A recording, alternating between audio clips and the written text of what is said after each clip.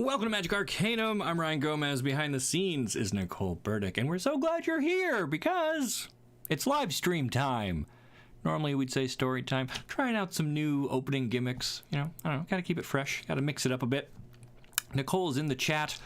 We're having a great Friday. The sun is out. It's beautiful here. Normally it's rainy and miserable when I do live streams. Hopefully things go better for us this time. In the past, we've had some, I'll say, internet hiccups. If that happens, remain calm. Your seat bottom may be used as a flotation device. I will try to reboot things as quickly as I can to get back to the stream, just so you're aware. Earlier this week, I ran a poll, both on Twitter and on the YouTube channel. I was just kind of curious what area of people's gameplay for Magic they felt needed the most help. And the overwhelming number one response, both on Twitter and on YouTube, was in deck brewing. And then in the comments and replies, people specifically called out budget deck brewing. That's an area that they want to improve. And so I thought it'd be fun to just kind of do a casual little Friday live stream here where we kind of go through the process of making a budget deck. It's a fun exercise. It's a great way to stretch your mind a bit. And it's not the normal storytelling that we do here on Arcanum, but I'm sure a story will evolve as we play through things here. So that is the goal with today's live stream. Probably going to run for an hour or two, just however long it takes to kind of go through the process, make a deck, test it out, do some tweaks, and iterate like that. Now, today's stream is sponsored by Dragon Shield. How cool is that? They sent me, let me grab these here, some of their new dual matte sleeves. If you could see those guys, right there. I got 3 boxes that I'm going to give away. All right. So these are brand new colors that I think just became available. We've got Ember, which is kind of like an orangish fire looking thing. We got Wrath, which is kind of a purplish looking. And we have Fury, which is kind of a really dark crimson or red. And on the back of each of these, there's a fun little story. Maybe we'll read those later. And yeah, so throughout the day here, I'll be looking for opportunities to mail these out to people. I think what we'll have you do is maybe leave a comment, something about what you learned from today's stream, and that'll enter you into the giveaway. I'll just pick 3 people a week from today, and I'll remind you about the rules a little bit later on. Thank you all for being here. This is going to be a lot of fun. We're doing deck building. So how do we approach building a deck, and specifically a budget deck? Couple of tips and some tactics that we can use here. I've got Magic Arena open, and so what I like to do if I'm just looking for inspiration, I start by thinking about if I want to make an aggressive deck, a mid-range deck, or a control deck. I'm going to get myself into a lot of trouble if I paint with too general of a brush. But for the most part, Magic decks fit along that line. You can go from aggressive all the way up to controlling. And what I mean by that is an aggressive deck has lots of threats in it. You want creatures that can attack. You want spells that burn and do damage. You want to try to win as quickly as possible. On the opposite end of that spectrum are the control decks. They have more answers than threats. You try to kill or counter what your opponent does. You try to take control of the game. And then, once they have exhausted their resources, then you start to attack. And so most decks are one or the other. A mid-range deck tries to be more controlling than a true aggro deck, but more aggressive than a full control deck. You kind of, depending on your matchup, you'll adopt a different posture or strategy there. My advice, if you're newer to Magic, if you have a smaller collection, start with an aggressive deck. That will allow you to get more games in faster, which can unlock more rewards, win you more prizes, build up your collection. That's a good way to do it. If you're going to go play it like F&M or something and you want a deck that will win you the event, maybe this is not a great strategy. But we're playing on Arena. We're going to be doing best of 1. We're not going to worry about sideboarding or anything like that. We're going to try to make a fun, aggressive deck. And keeping the budget part in mind, I'm going to start just by looking at commons and uncommons from the latest set, which is Dominaria United. Now, I do have a pretty big collection, but we're going to pretend that we're fairly new to things or doing it with a budget in mind. and we're going to try to make an aggressive budget deck, starting with Dominaria United. We'll tap into some other cards later, I'm sure, but that's where I like to start. And so I went into my deck building tab here, and so I set my collection to show me cards I own and don't own, because I'm okay spending some wild cards for commons and uncommons.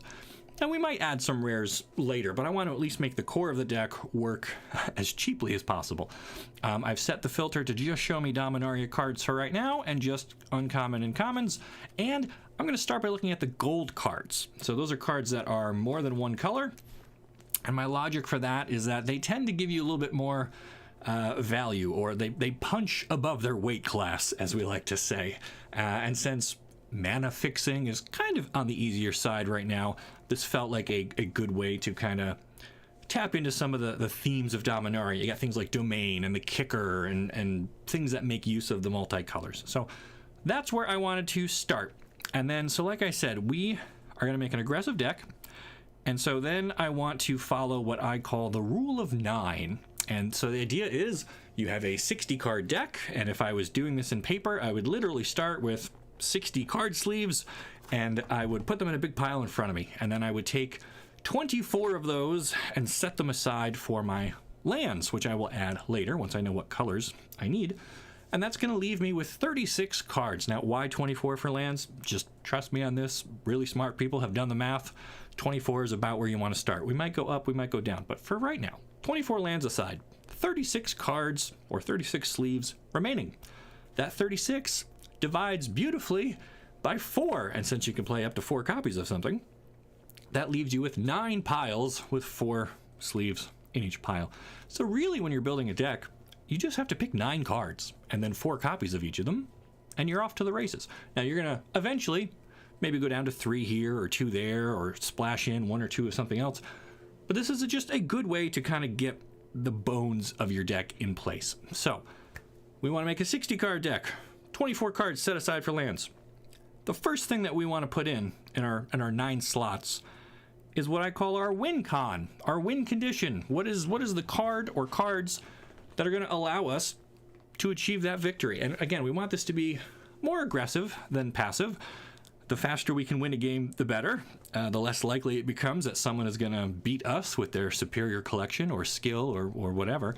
We want games to be on the quicker side. So all that in mind, we're looking at the gold Dominaria cards. I like to build around a legend, and this set has tons of them. So what do we like here, guys? I see chat is open. Nicole is over there. She is moderating things for me here. I get some people saying hello. Every deck is a mid-range deck if you try hard enough. True. I mean, a good pilot can get all sorts of performance out of their deck. But we're trying to be a little bit more on the aggressive side. I see some people saying they like ramp decks. That's a cool idea. We might explore that later or possibly next time. I have a bad habit of building mid-late game decks. Me too. It is interesting how that kind of, you fall into that. And that's why I wanted to try something a little different and be a little more aggressive. I don't usually build that way, so this should be a fun challenge. I'm seeing some calls for Balmor. Okay. Going 4x on a legendary creature would be problematic. I have solutions for that. That's okay. Normally, yeah, you don't want to be holding extra copies in your hand, but these are uncommons, and they're probably going to die, and like I'm okay with it. It's okay. We're still going to follow the 4x9 plan. We will make concessions for legends if we need to. All right, so I'm seeing calls for Balmor. So that is the Battle Mage Captain, blue and red, flying 1/3 bird wizard. Whenever you cast an instant or sorcery spell, creatures you control get +1 and 0 and gain trample until end of turn. So that would be an aggressive creature for sure. Now earlier I was thinking something like Legomos, Hand of Hatred, 3 mana 1/3. Beginning of combat on your turn, create a 2/1 red elemental creature token with trample and haste, but you gotta sacrifice it. So that's very aggressive. It gives us a free body that we can use for other things. We can attack with it, we can do whatever. I was thinking pairing these two up, Garna and Legomos, might make an interesting red and black kind of aggressive deck.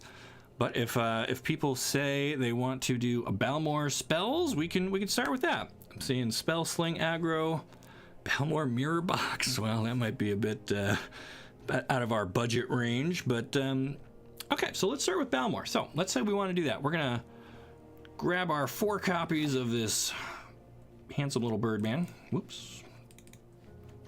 Get back here. All right, so that's going to set us on the path of red and blue, and the other red-blue legend from Dominaria is Najal, just to get a sense of what else we got. This one's a bit more expensive, 5 mana. For a legendary Efreet wizard, you may cast sorcery spells as though they had flash. And whenever this guy attacks, you may pay 2. If you do, when you cast your next instant or sorcery, copy it. You may choose new targets for the copy.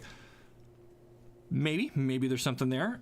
You got to get this guy into play, then wait a whole nother turn before you can attack, and you'll have the mana to double up something. So it's a little slow. It's weird because it feels like a fast, aggressive card, but I find this guy to be a little slow.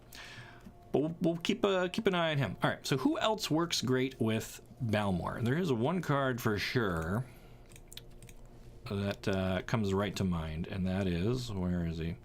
Electrostatic Infantry. So this guy's a 1/2 dwarf wizard with trample. Whenever you cast an instant or sorcery spell, put a 1/1 counter on him. So these both care about instants or sorceries being cast. Seems like a very logical inclusion here, right? So let's throw in some Electrostatic Infantry. That's pretty good. All right, so now, is there anyone else who cares about instants or sorceries being cast, or should we just start grabbing some instants and sorceries? Well, I like to get my primary win condition, the card that I'm building around, and then I like to give it 2 supporters. Okay, so that's 3 out of my 9 slots. I call that the triad. That is kind of the diamond around which my deck is built. So let's say it is Balmor, Electrostatic Infantry, and if we could find one more card that cares about instants and sorceries being cast, then the rest of the deck can probably be instants and sorceries. So who else out there cares about instants and sorceries? Well, for that, we might need to open up our filters a bit here. We'll look at everything in standard. We can keep it to commons and uncommons. And I really don't know. I've not ever built a deck quite like this. But, actually, let's say we're just looking for more creatures for now. And then in the search bar, we can type in the word instant, and we'll see if any creatures reference instants. So Delver of Secrets wants to see instants or sorceries on top of our library, so that's possible. Hunting Figment can't be blocked as long as you've cast an instant or sorcery. That sounds all right. That's pretty aggressive. Drop this on 2, do a spell on turn 3, punch in for some unblockable damage. Unblinking Observer can make mana for instants and sorceries. No.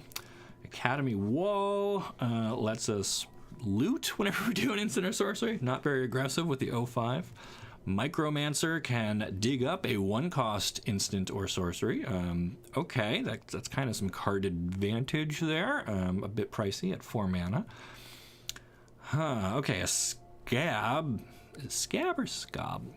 So whenever this zombie exploits a creature, we can return an instant or sorcery. We really want stuff that kind of triggers off instants and sorceries. Djinn of the Fountain. Whenever you cast an instant or sorcery, choose one of the following.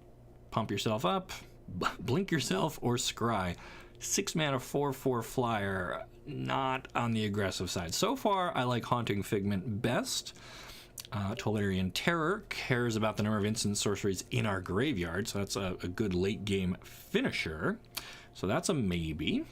And I see people in chat already are jumping on both of those, Haunting Figment or Tolarian Terror. 4 Lightning Strikes is a must. Yes, when we get to adding the instants and sorceries, sure. So right now our front runners are probably the Figment and the Terror. Festival Crasher, whenever you cast an instant or sorcery, Crasher gets +2/+0. Okay, so that it's kind of like a smaller version of Balmor.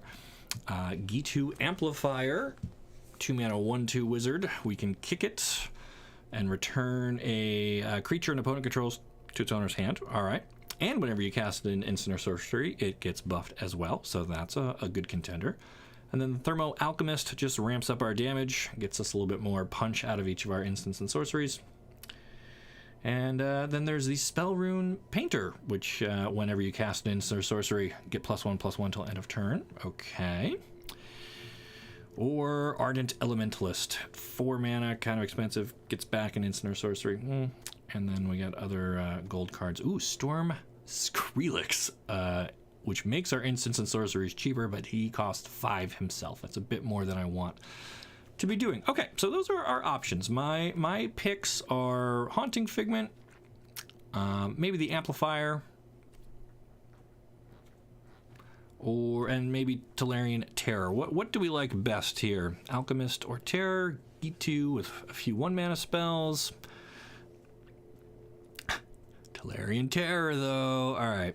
Vigilance and mono blue. It is. When I first saw this card during previews, I was also flummoxed by the Vigilance on a 2/1. It's not like you're really keeping this guy back to block, but whatever. Okay, so what do we like here? I'm seeing, is it Delver? Yeah, it's kind of been done. I want to put our own spin on thing. Def Tolarian Terror. Terror. Okay, 2 G2, 2 Terror. Well, we're sticking with the rule of 4 to start. We might do a 2-2 split later. I think the Haunting Figments are pretty aggressive. They get in there, hopefully unblocked, and they combo well with Balmor, who can pump them up, and then you get even more unblocked damage. So let's start with 4 Haunting Figments. And I'll even spend a wild card to make one. Okay, so there's our triad. We have 3 creatures that all care about instants and sorceries. We want to push through as much damage as possible. Now Balmor wants us to have kind of a big board as well, but we'll see if we can fit in some more creatures elsewhere. But these are our core 3. Someone mentioned Lightning Strike. Yep, I'm gonna switch off of our creatures. All right. So let's see. Next on our list, after we've got our little triad of 3 cards that work together, the next thing that I like to look at are draw. We want to find ways to draw more cards. We want to find some removal, some ways to interact with our opponent. And then we want stuff that just, has synergy and works well together. So Lightning Strike. Right down here, we've got the beautiful Jaya art. I got 4 copies of those. 3 damage to any target. Super flexible, instant speed, pretty affordable. Great. Does everything we want it to do. If we could run 12 of these, I probably would, but we can only take 4. So we'll put in 4 Lightning Strikes. So now we've got 1, 2, 3, 4 cards out of our 9. And we need some more stuff to do. Now, everything so far is 2 mana. I'd like to find something a little bit cheaper. Maybe some stuff we could do on turn 1, or maybe something we could do on like turn 3 after Balmor or the infantry are already down. What are we building today? Well, I got talked into doing a budget Izzet Spellslinger's deck. We're trying to make it as aggressive as possible. Balmor gives you trample. You want the G2 here, not the Figment, which is already evasive but less pumpy. Well, we're trying stuff out. We'll see. Maybe the G2 is better because every instant sorcery gives her +2. But, trample versus not being blockable at all, I don't know. You can make a case going either way. We might circle back and make some changes. That's okay. We're figuring it out. We're trying to keep it cheap and mean and aggressive, and that's our story. Play with fire. That's an excellent call out. Okay. Play with fire. 2 damage to any target. Instant speed. So it's a baby Lightning Strike. If we hit a player, we get to scry. I love it. We'll take a full play set of those. How do we feel about Fires of Victory while we're here? So this we can kick in our colors, and if we do kick it, we get to draw a card. And we get to deal damage to target creature or planeswalker, which is important, equal to the number of cards in our hand. So early game, this can kill just about anything. Late game, it replaces itself. And, might be a good way to squeeze in our last bit of damage there. So I'm thinking Fires could be good. We'll try 4 copies of that. All right, so this gives us 1, 2, 3, 4, 5, 6 cards so far. We got room for 3 more. Do we want stuff that can draw us more cards? So how about, and I'm just skimming through here. I don't really have any preconceived ideas, but Battlewing Mystic, Bird Wizard, flying, 2 mana, 2/1 flyer. I like that. When it enters the battlefield, if it was kicked, discard your hand, draw 2 cards. Well, if we already have emptied out our hand, if we're just holding some junk lands or whatever, this guy could just straight up draw us 2 cards. I think he stacks well with Balmor. I think this is pretty okay. I'm assuming you just look at your pips and make a... Oh, how are we talking about lands? Yeah, we'll get to lands in a sec. Right now, we're just kind of figuring out what 9 cards work best together, and I'm thinking Battlewing Mystic might be okay here. Some token creators. Does red and blue have token creators? I can't really think of any, but we can look. We got ninjas, we got startle, we got, I don't know. What's good for card draw these days? Cathartic Pyre, we can use that to deal 3 damage or discard up to 2 cards, draw more.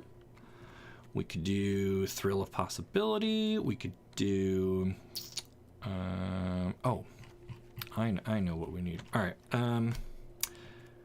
What do you guys think about Battlewing Mystic? Do we need another threat in here? We might. I think what I'm thinking of is where to go. Reckless Impulse. Exile 2 off of your library, and then you can cast those. So 2 mana, effectively draw 2 if we keep our curve low. I kind of like that. I think 4 copies of Impulse are going to go a long way for us. All right, so we're up to 7. Opt is not currently legal. We can do Consider, which lets us look at the top card, put it into your graveyard if you want to, or just draw it. I'm okay trying out some ops.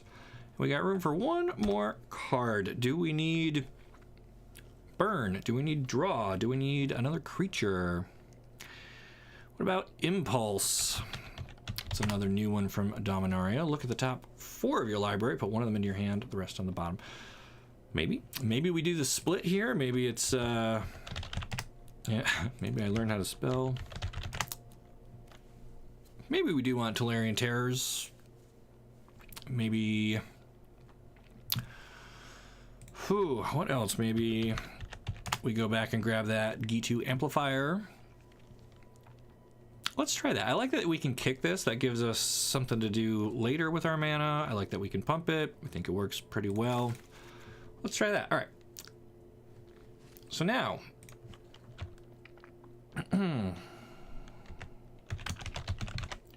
are you spells? Are you spells? We have a really rough put together budget Balmor deck here. So let me spread this out. Why does it go up into its own row? Get down here. I don't understand. I don't understand. Here's our deck. We've got Consider and Play with Fire. We've got G2 Amplifiers, Haunting Figments, Electrostatic Infantry, who I think is going to be our MVP, some Fires of Victory, some Lightning Strikes, some Reckless Impulses, and some Balmor. Our curve is really, really low. We probably don't need 24 lands. Do we want to try 20 and squeeze in something else? Let's try that. What else can we fit in here? What else do we like? Put this back on the side. Assuming we're looking for another instant or sorcery that costs just 1 or 2. We don't want anything expensive here. What else can we get away with in this deck? Make the lands more fancy. Yeah, we will. Something for 3 mana as a finisher. Is there a format where you build a constructed deck only from a single set? There used to be block constructed, where you would have 3 sets that were like connected. So you know, the Ravnica sets or Innistrad or something like that. They don't really do blocks anymore, so we don't do block constructed anymore. So you know, Hammer Hand. I just caught Slip Out the Back out of the corner of my eye, and this seems like a good way to protect like a grown electrostatic infantry, but it's kind of reactive. It's not very aggressive. Alternatively, something like Shore Up to protect us. Spell Pierce can like get them, you know, it might protect our guys from like a Meat Hook Massacre or some such. These are all really reactive. I do like Impede Momentum a little bit, lock down their best blocker, and move lands out of the way.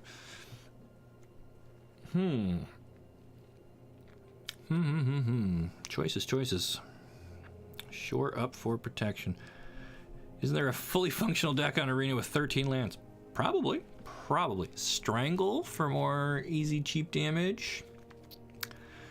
Pyre. I mean, my fear right now is that we don't have a good answer for Shieldred She has 5 toughness. We don't have any way to get up to 5 damage. Arcane Infusion. What do we got in the multicolored cards here? Look at the top 4 of your library. Reveal an instant or sorcery from among them. Put it in your hand. Put the rest on the bottom. Okay. That's not bad. It's got flashback, which I really like. Let's try that. I've never played with this card. I only own 2 copies of it. Fading Hope, a braid for are artifacts a problem right now in standard? Maybe. Fading Hope. I do like Fading Hope. I do like that. I don't like it with a bracket on it. Okay, return a creature. So we can just bounce Shieldred and just kill them. Okay, let's try that. We'll take 4 of those. Craft them. All right. Now, lands.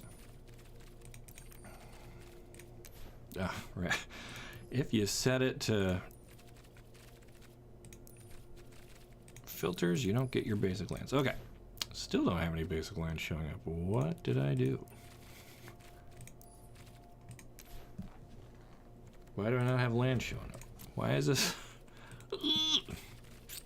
Oh, because I have mana cost still on there. I'm good at this, guys. I swear. Okay. So we are gonna try probably just islands and mountains. We can look at dual lands later, but our curve is just so low. I don't really want to take a turn off with a tap land or anything. So let's try this. We'll do 9 islands. And I got the fancy stained glass Dominaria guys. And 12... Nope. 11 mountains. That gets us back to 60. We have 20 basic lands. Our curve caps out at 2. We have a pretty aggressive deck. And I'm very curious to see how it goes. Now note, there's no rares in here. There's no mythics in here. This is... I mean, this deck has got to be, what, $5? And if we can steal a few wins with it, hey, I am here for it. Card sleeves. Do we like just the generic? No, we need... This is kind of like mystical. Kind of fits our theme. Do we have like a Balmor sleeve yet? I don't know. I legit don't know. Could do Izzet sleeve or Prismari, I guess. Or here we go. I guess we'll use our fancy Dominaria sleeves. And we can't use Vraska for this as much as I love her. We'll make it a tribute to Jaya. Is there the other Jaya? Oh, there we go. We'll use new Jaya. Is brighter than a room of candles. And our pet will be a... Yeah, I guess we could do Prismari there. All right. Cool. Cool. Let's run it. Good job, everybody. We made a budget deck using the rule of 9. We've got our threats. We're trying to be aggressive. Got some synergy. Do we take it to ranked? Are we confident in our playing here? I think so. We'll do standard ranked with our version of budget red-blue spells. Nicole's firing off polls over there. Will we win with our budget deck?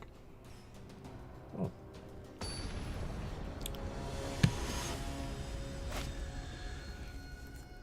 For anyone who recently joined, we're doing a little budget brewing here. I got talked into a red-blue aggressive deck. Look at this. We got a turn 1 play with fire, infantry, amplifier, fires of victory. I like it. This hand looks great. So of course we're gonna lose. But here we go. We're playing for real marbles. We're playing ranked. Our opponent on that mono black. So we gotta watch out for Liliana. We gotta watch out for Invoke Despair. We gotta watch out for Meat Hook. We gotta watch out for Graveyard Trespassers. I was not gonna say Bankbuster, but sure. Anyway. All right. I think I want to open with infantry. Give him the most time to get tall. Lot of believers that we are going to win this. I appreciate your faith. That's certainly not putting too much pressure on me, but we'll see. All right. So our opponent has not really played anything that we can Fading Hope. I am okay using Play with Fire to the face. It's going to grow our infantry. Set us up for a Consider next turn. I think that's okay. Unless we want to move this and try to draw a mountain so we can also play an Amplifier. let's do that. See if we can get lucky on our next. Oh no, we don't draw. I was thinking that we were playing Consider. We played Play with Fire, which just lets us scry. Okay, that's fine. So we still have Fading Hope available, which I'm going to use to bounce if they play a threat against us. Bankbuster is good. It is good. Opponent up to 4 lands now. We could save our infantry if we really need to. Trespasser. Okay, that's fine.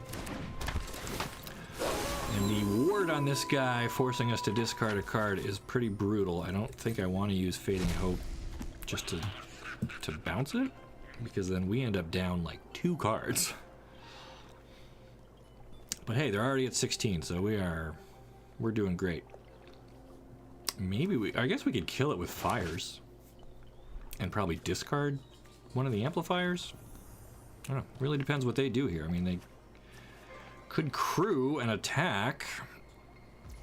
If they crew, I think then we Fading Hope and bounce the Reckoner, right?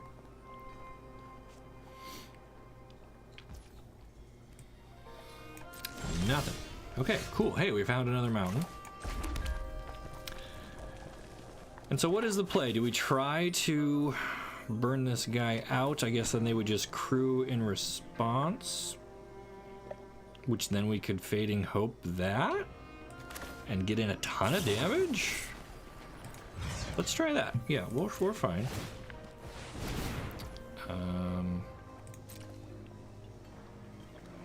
Although I guess now our okay, this might be dicey. Now we're doing exactly 3. All right, so they didn't crew in response. Interesting. Cool. Well, I'm okay playing one of these amplifiers. Keep that pressure on.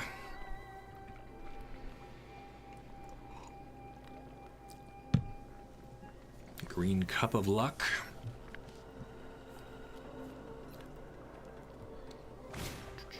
And our opponent loves the Bankbuster so much that they are doubling up on it.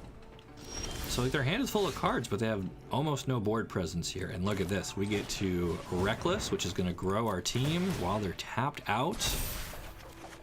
We hit more lands. Okay. Mountain. And Burn to the Face. Lightning Strike. 5-cent card. Gets them to 10. And do we just win here? 81% of you were correct. We win with our budget red-blue Spellslinger deck. There we go. That was crazy. What turn was that? 1, 2, 3, 4. Turn 5. Great. Look at the power on these guys. Hitting for 5. Our opponent caught with their pants down, trying to fill up their hand, probably looking for, I don't know, Meat Hook or Liliana or whatever their rare was going to be, but we killed them with a common and an uncommon. That's it. There we go. That's how we do it. Can we do it again? Can we do it again? Good job. Huzzah. Whew. There you go. So building a budget deck doesn't have to be hard, right? Like, I don't want to get too high on just one win here, but that's how I approach it. Start with the multicolored stuff because you tend to get a little bit better. Getting $21 even for this deck on deck. Okay, 21 bucks. What is costing? Oh, is it because the lands? Where's $21 coming from? Maybe Fading Hope? I don't know. All right. Again, low curve, aggro. We're doing it. We're doing it, man. But there you go. I would not be embarrassed to show up with this deck at F&M for 20 bucks. Like, hey. Hey, now we got options. If they play something we want to bounce, we can. If we just want to squeeze in end of turn Consider here, I think I do. We don't need a second Balmor. Play with Fire, much better. Okay. So I think we will go Amplifier with the intent of next turn Balmor. Maybe Fading Hope. Or we could just go Reckless right now.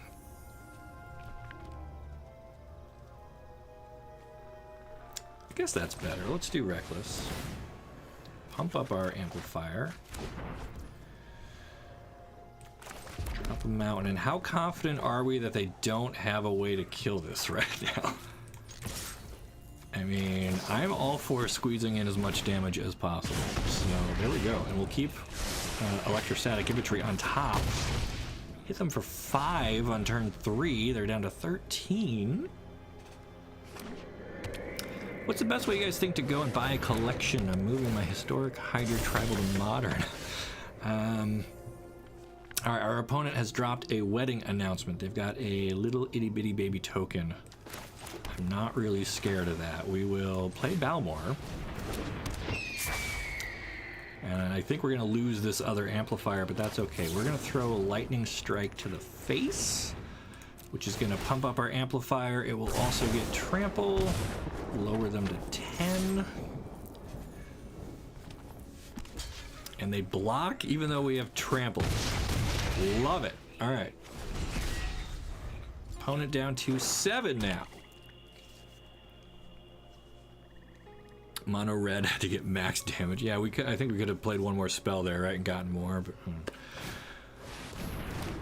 best way to buy a collection. A lot of local game stores that I've seen have like starter kit boxes that are usually just like bulk commons and uncommons and rares and stuff. They even throw in some foils and whatnot. So I think here we're dropping a infantry, and we are going to Fading Hope Edgar, get him out of here. We won't get to Scribe because he's more than 3 mana. But we get in for 6. Even if they chump block, it's still 5. They're down to 2. So if we can find a lightning strike or a play with fire, that's lethal. If they don't answer our board, we already have lethal. They have a meter. Oh dear. And there we go. So this game just went from being almost won to now being pretty much out of reach. But that is the power of the Meat Hook Massacre. We'll hold on to fires here so we can maybe kick it and draw and maybe deal with their human token.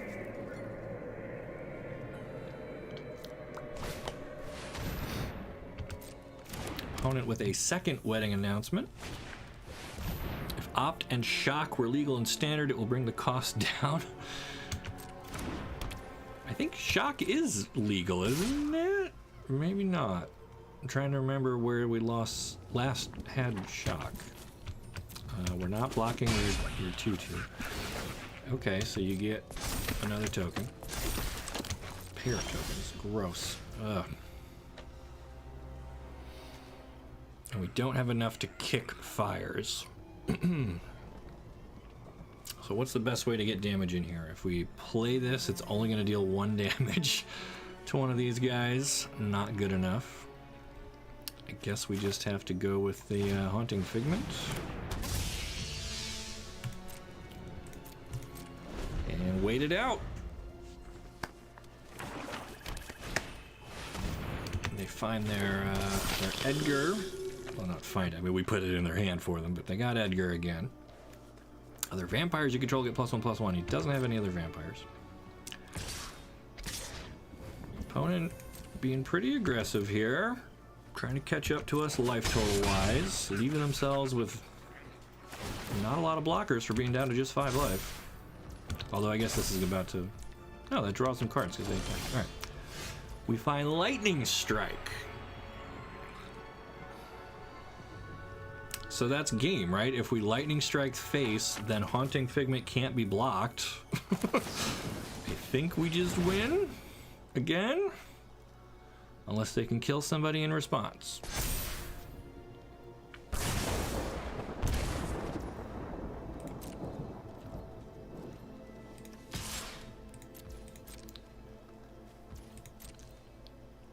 This is where we get hit with Cut Down. Nope, this is where we win. Okay. Should be game. I mean, there was a hold in there for something. They were holding something, but I guess it didn't matter.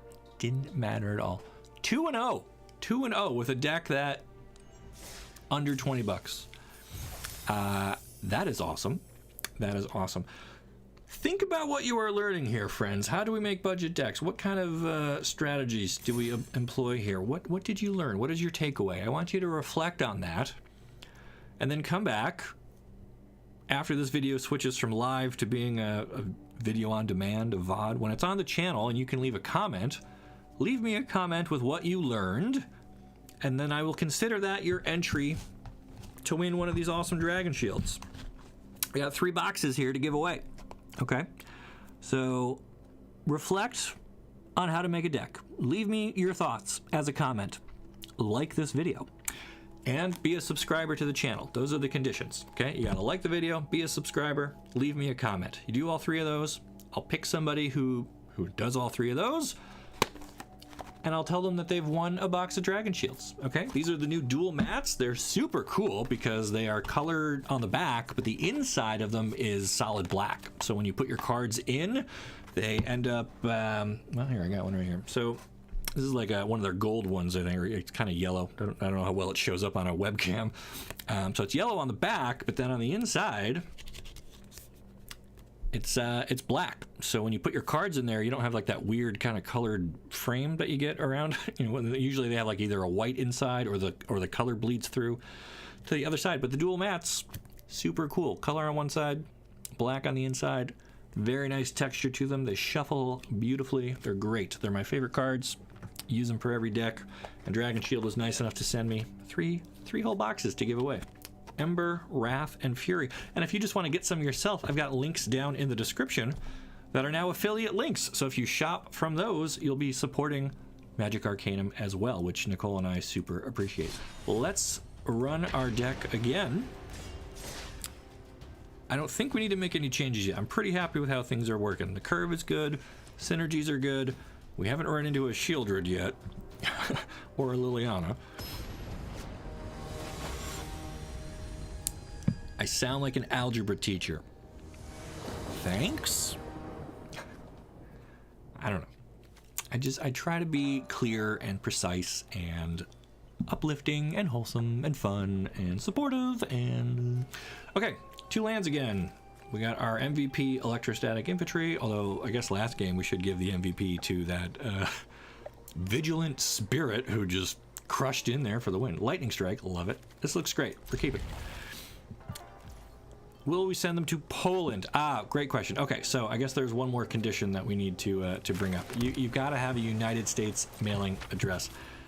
I mailed out a couple of these to winners on a previous video. It cost me like $8 to mail a box of sleeves just within the United States. International is probably more than I can reasonably afford at this time.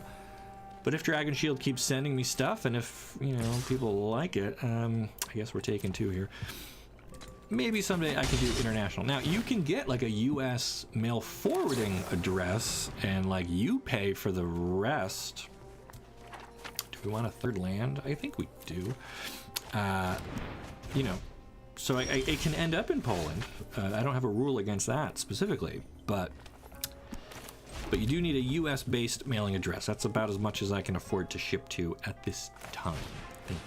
We're going to play Electrostatic Infantry and hope he doesn't get picked off by, oh, what's the Reds?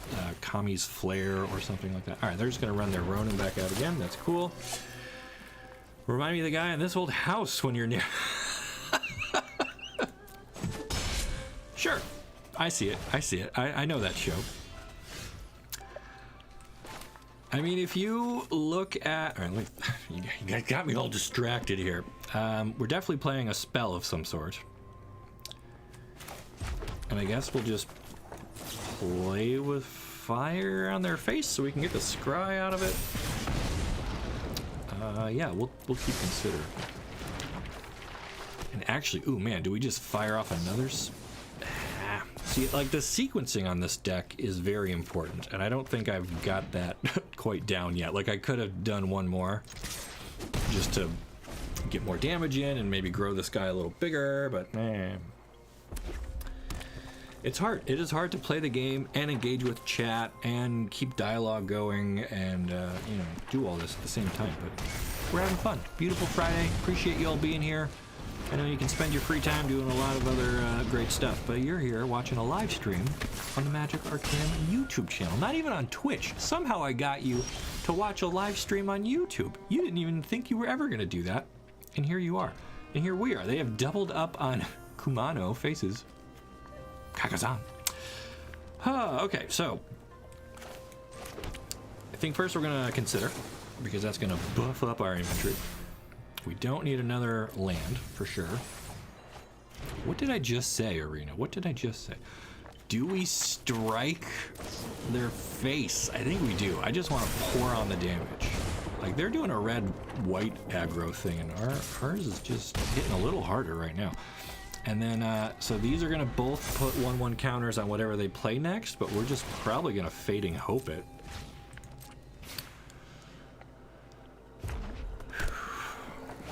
Unless they have... Ooh, okay. I was afraid they were going to drop like a Brutal Cathar and just swallow up our infantry, but no, they're going with a Sunrise Cavalier. And it's a 5/5 with Trample and Haste. And it's going back to their hand, is what it's doing. Oh, totally keeping it. Well, maybe we shouldn't. Maybe, I don't know. Alright, we take 2. They have no blockers. Oh, we have no... Target creature, so Fading Hope doesn't work on these yet. Gross. We're not going to bounce our own guy. We're just going to have to get in for 6. So close. And I'm going to keep these extra lands just in case we draw...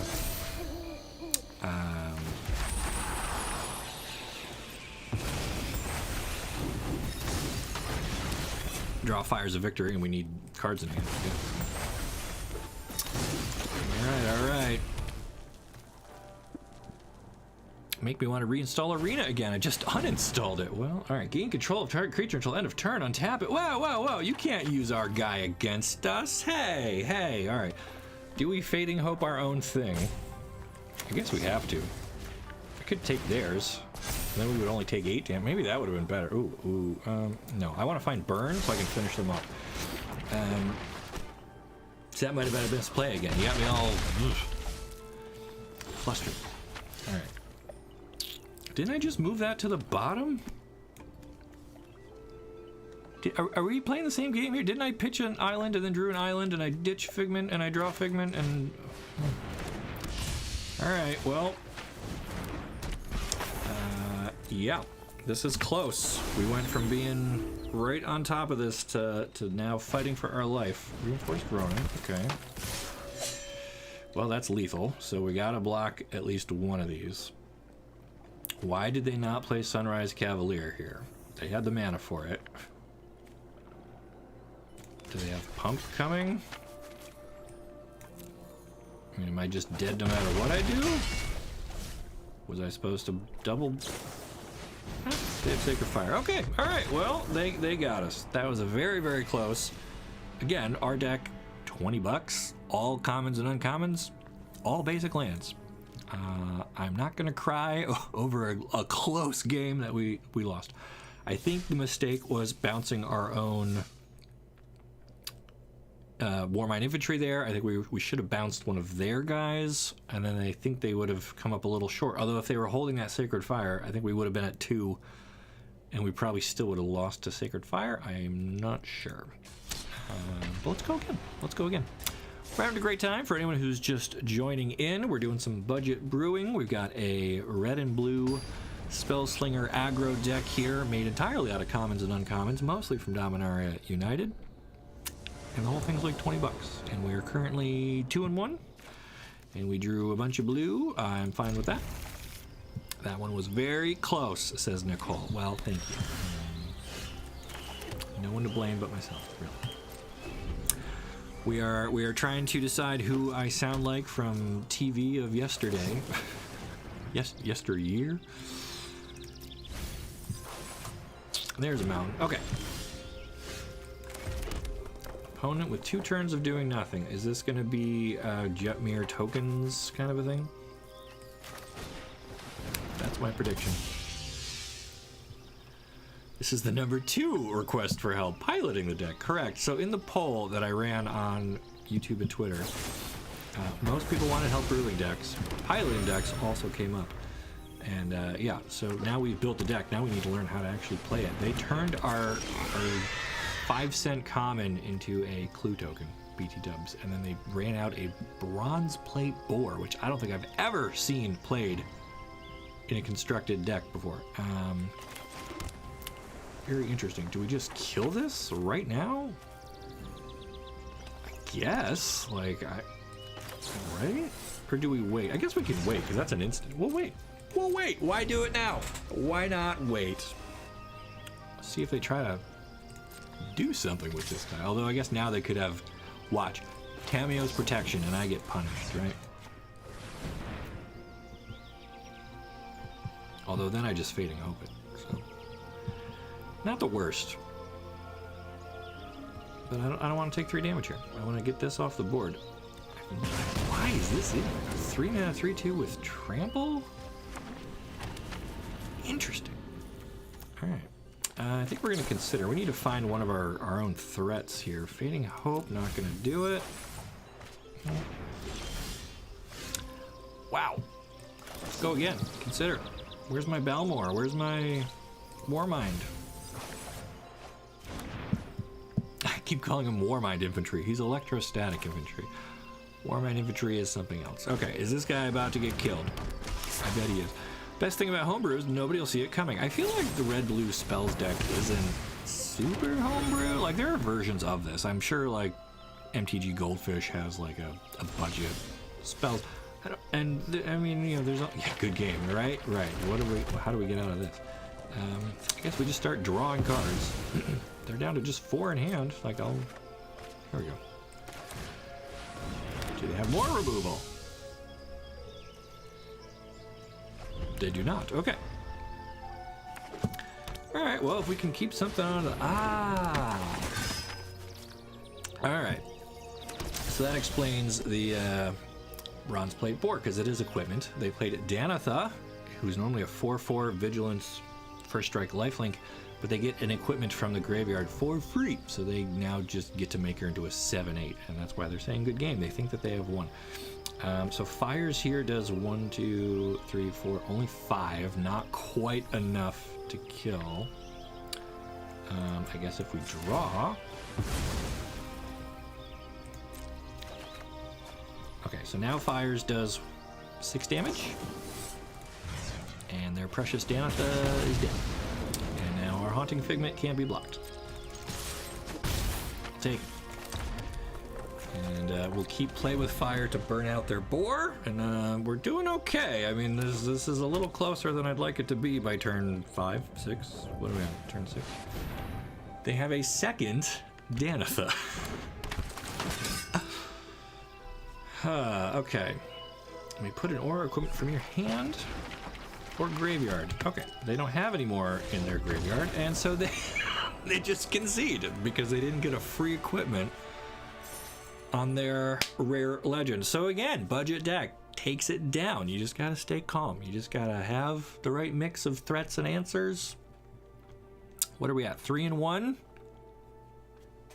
3 and 1. So our wins have been cost us what, $7 each?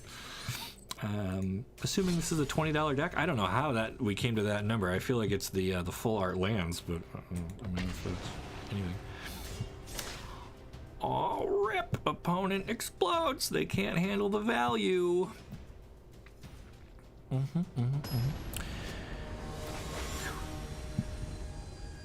That was surprisingly easy. I mean, I make it look easy just because I've been playing this game for 20-something years.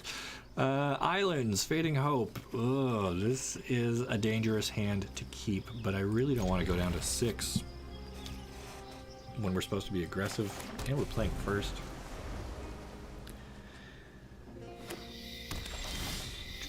Oh dear. Okay, need to find a mountain here, or they need to play something we can...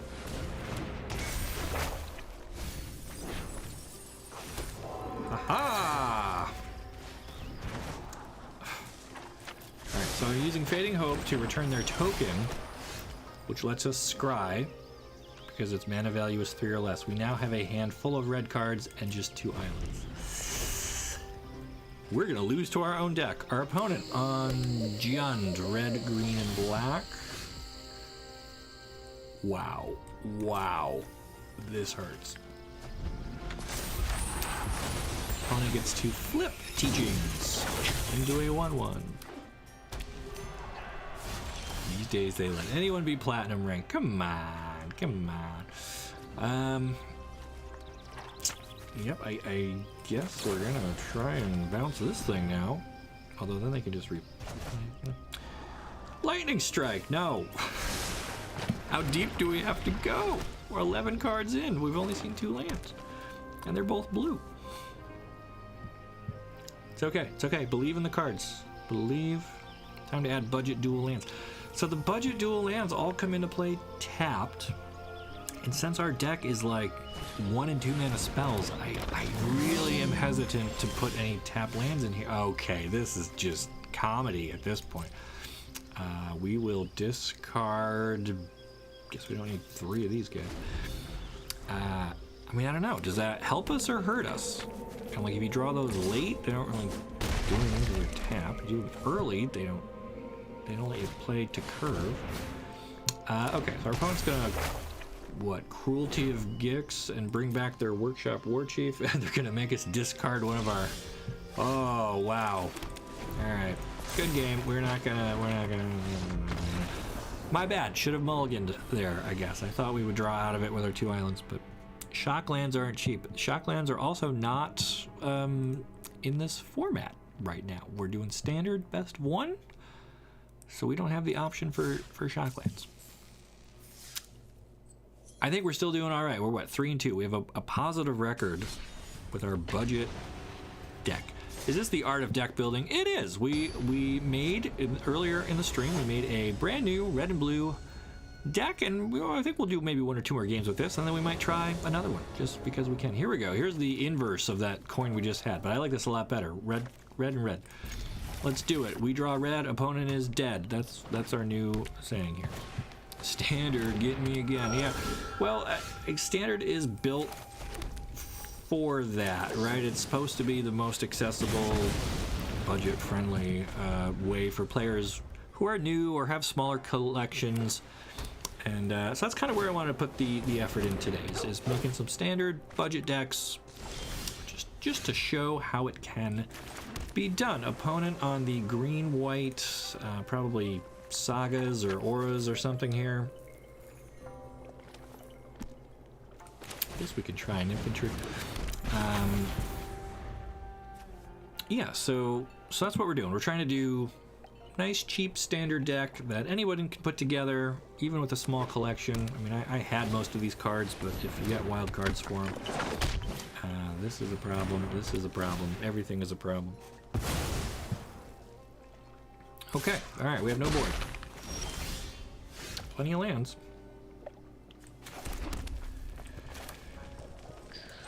Infantry, and we're probably gonna Fading Hope the Naturalist right now, so they have to spend mana to replay it, which kind of, ooh yeah, which is gonna make his discount not as useful.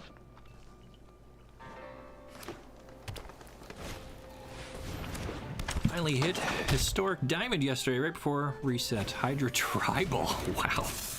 Well, congratulations on that. All right. Do we just start blowing stuff up? Lightning Strike the Naturalist. I don't want them to have lifelink. I certainly don't want them to have a discount on their spells.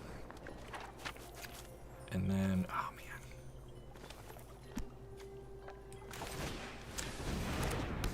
I don't know. Is it worth attacking here? They double block. We only get to kill one of these. Oh no, we get to kill both because this is buffing that. All right, yeah, we'll do it. Double block, opponent. Okay. Trade 2 of our cards for 1 of yours. All day, all day. How about some nice cheap historic decks? We could do that. We could try that out at some point. All right. Belmore, and do we hold until we find another land for the amplifier? I don't think so. I think we just play it now. I want this board ready to attack. If we draw an instant or sorcery next turn, we get a bunch of buffs happening. And if our opponent floods out, oh, of course we draw. We draw an instant, but we can't really use it. I mean, okay. We could do 0 damage to one of our own creatures and then buff everybody. Is that worth doing? Or do we hold this? I guess we just hold on to it, right? We would have got an extra... we would have got 5 extra damage in, though.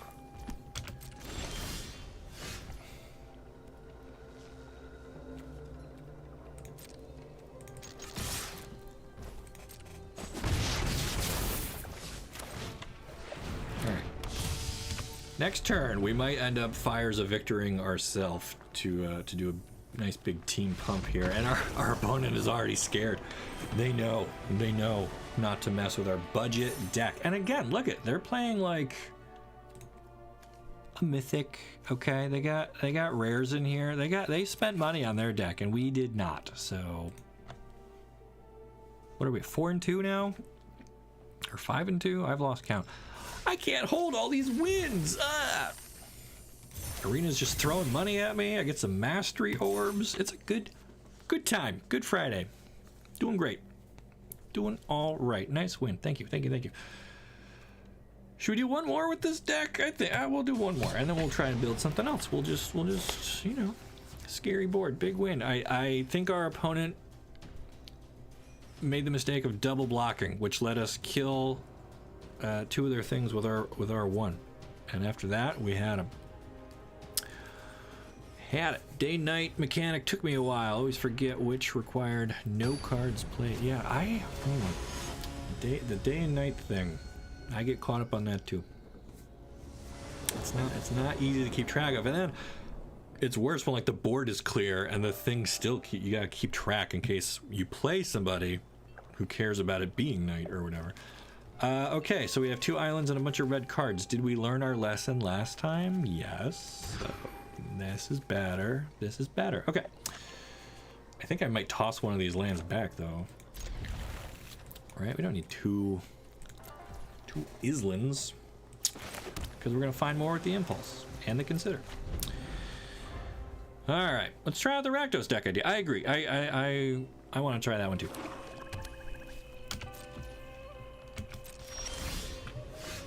I want to try that too. All right, first up though, amplify this. This is going to be a cut down. No, it's not. Ha! Just kidding. Just kidding.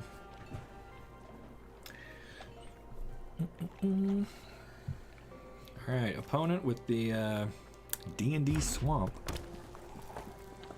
D&D mountain, Raven Man. Cool. We could bounce him. We could go digging and look for our own burn. I like just bouncing this guy out of here. Bye-bye. Ooh, so good. And then we can island, and we can figment. So next turn we can lightning strike and consider. And they're probably just replaying this Raven Man, right? I mean, the worst thing that they could do is make us discard 2 cards right now.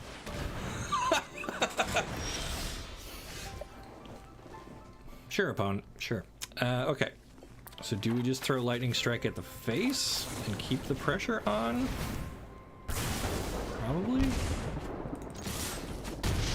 I don't know. I don't want to be holding cards because then all their discard stuff is live. So trying to save that doesn't seem wise.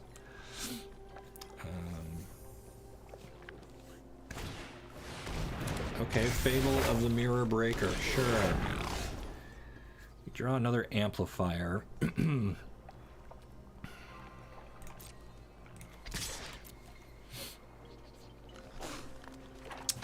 I cannot imagine they want to trade off this token because they missed their land draw.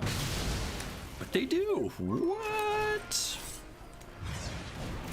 Alright, we now have a pair of amplifiers. It's an 8 damage turn, yeah. Yeah, this deck can do some huge bursts of damage for being made out of just commons and uncommons. Hydras in paper are insane.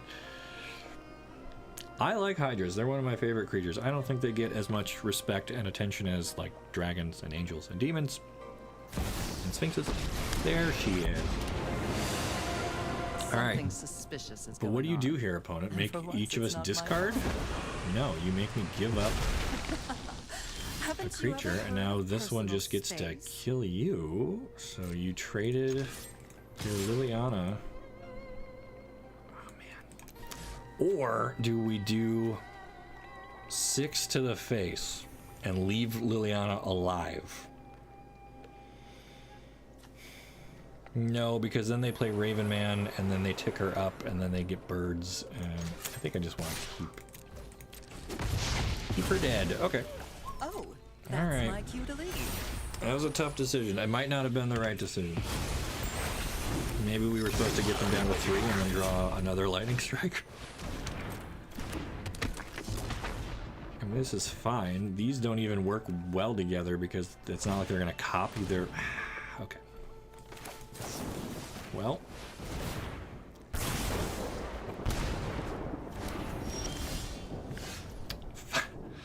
Fire's a victory for 0, but it would buff up our amplifier. But if I attack with her, they probably just block with reflections. I think we need to wait. Ugh, this is frustrating. Okay, just be calm. We got him down to 6. We just need to find a way to punch in this last bit of damage here. Shout out for the great Hydra tribal video. You remember that one? That's an old one. All right. Each opponent discards a card. I guess we're just gonna do 0 damage to this idiot. Okay. But hey, now we don't discard, which means they don't get a free bird.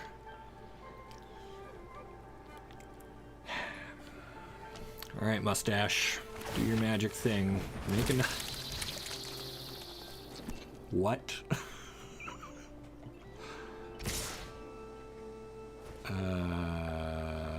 Sure.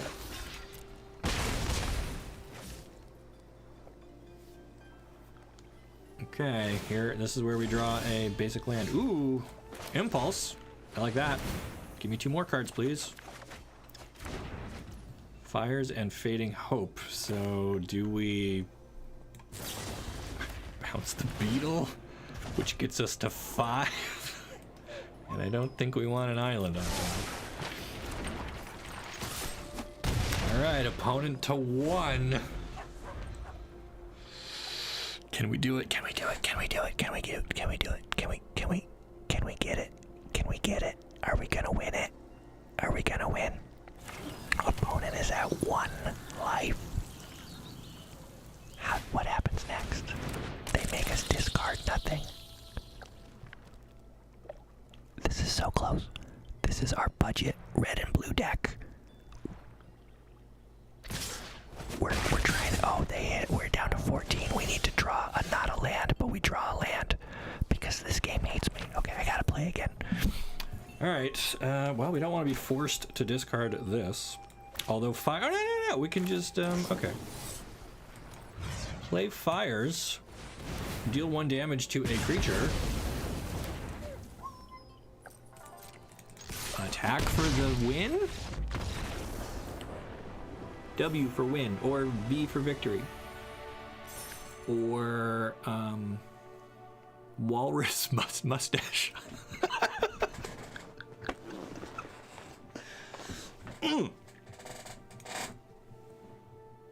We just won what? I wasn't counting. I'm not good at estimating. I feel like that was 82 wins in a row with a budget deck.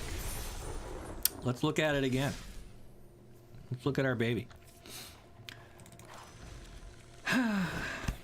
Red blue spells. So good.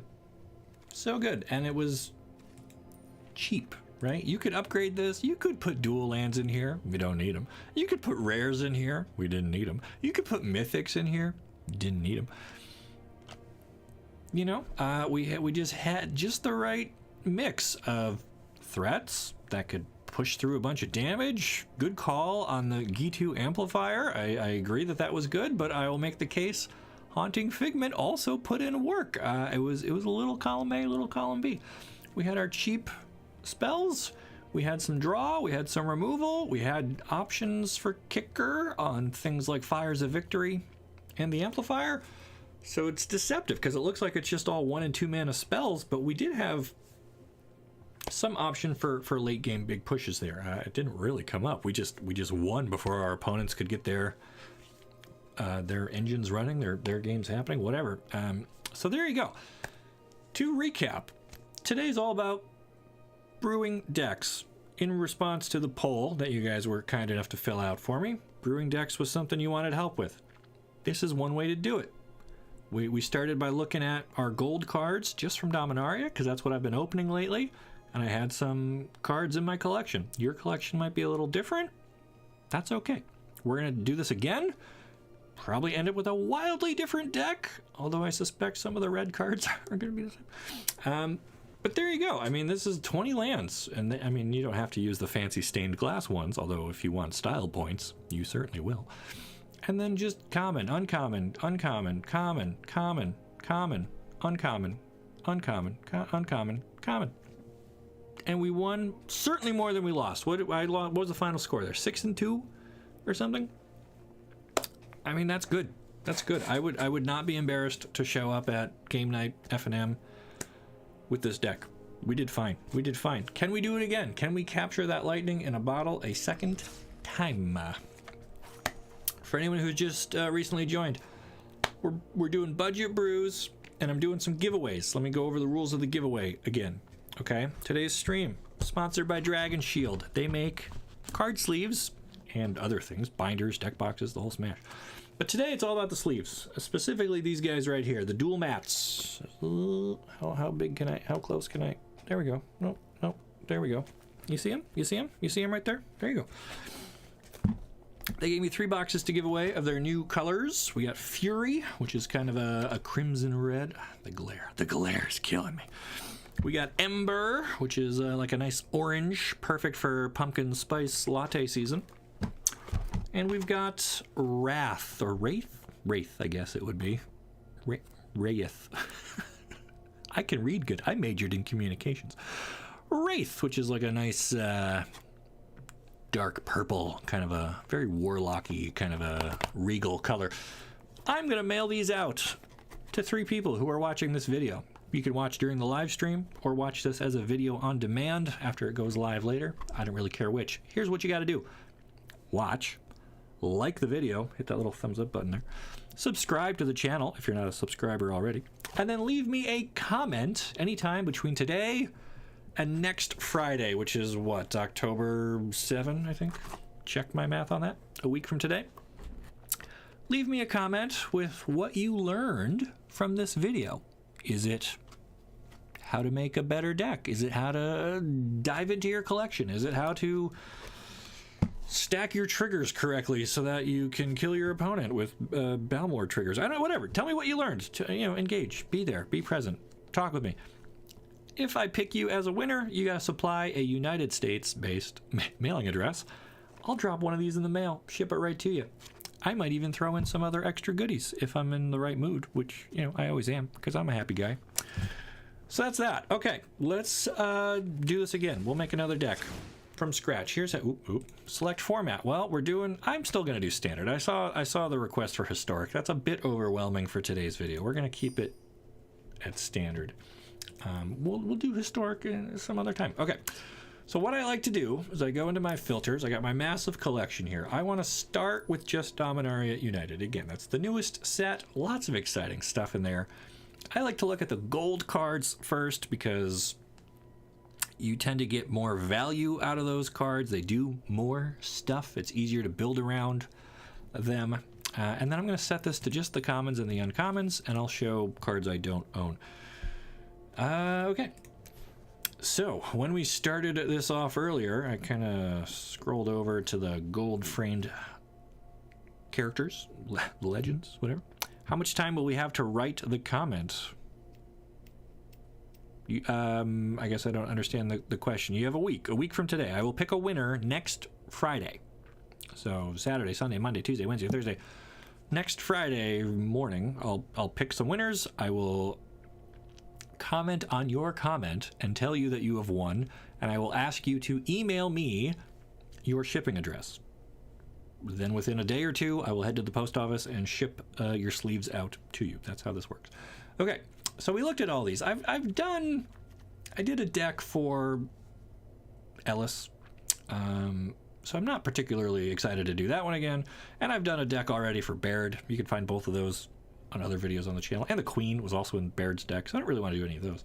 But I did like these two. I thought we could do a fun red and black thing, which was also going to be aggressive. We kind of just did the red and blue aggro. So what do we think? What do we think? What do we think?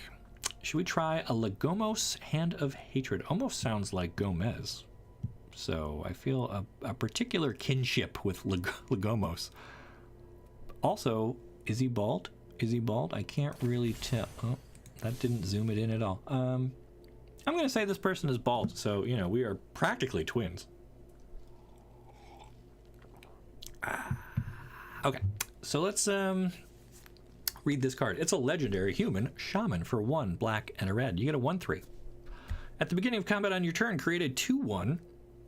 So you get a 3/4 stat wise for 3 mana. That's good. You create an elemental creature token with trample and haste. Sacrifice it at the beginning of the next end step. So you get 1 shot to use this thing.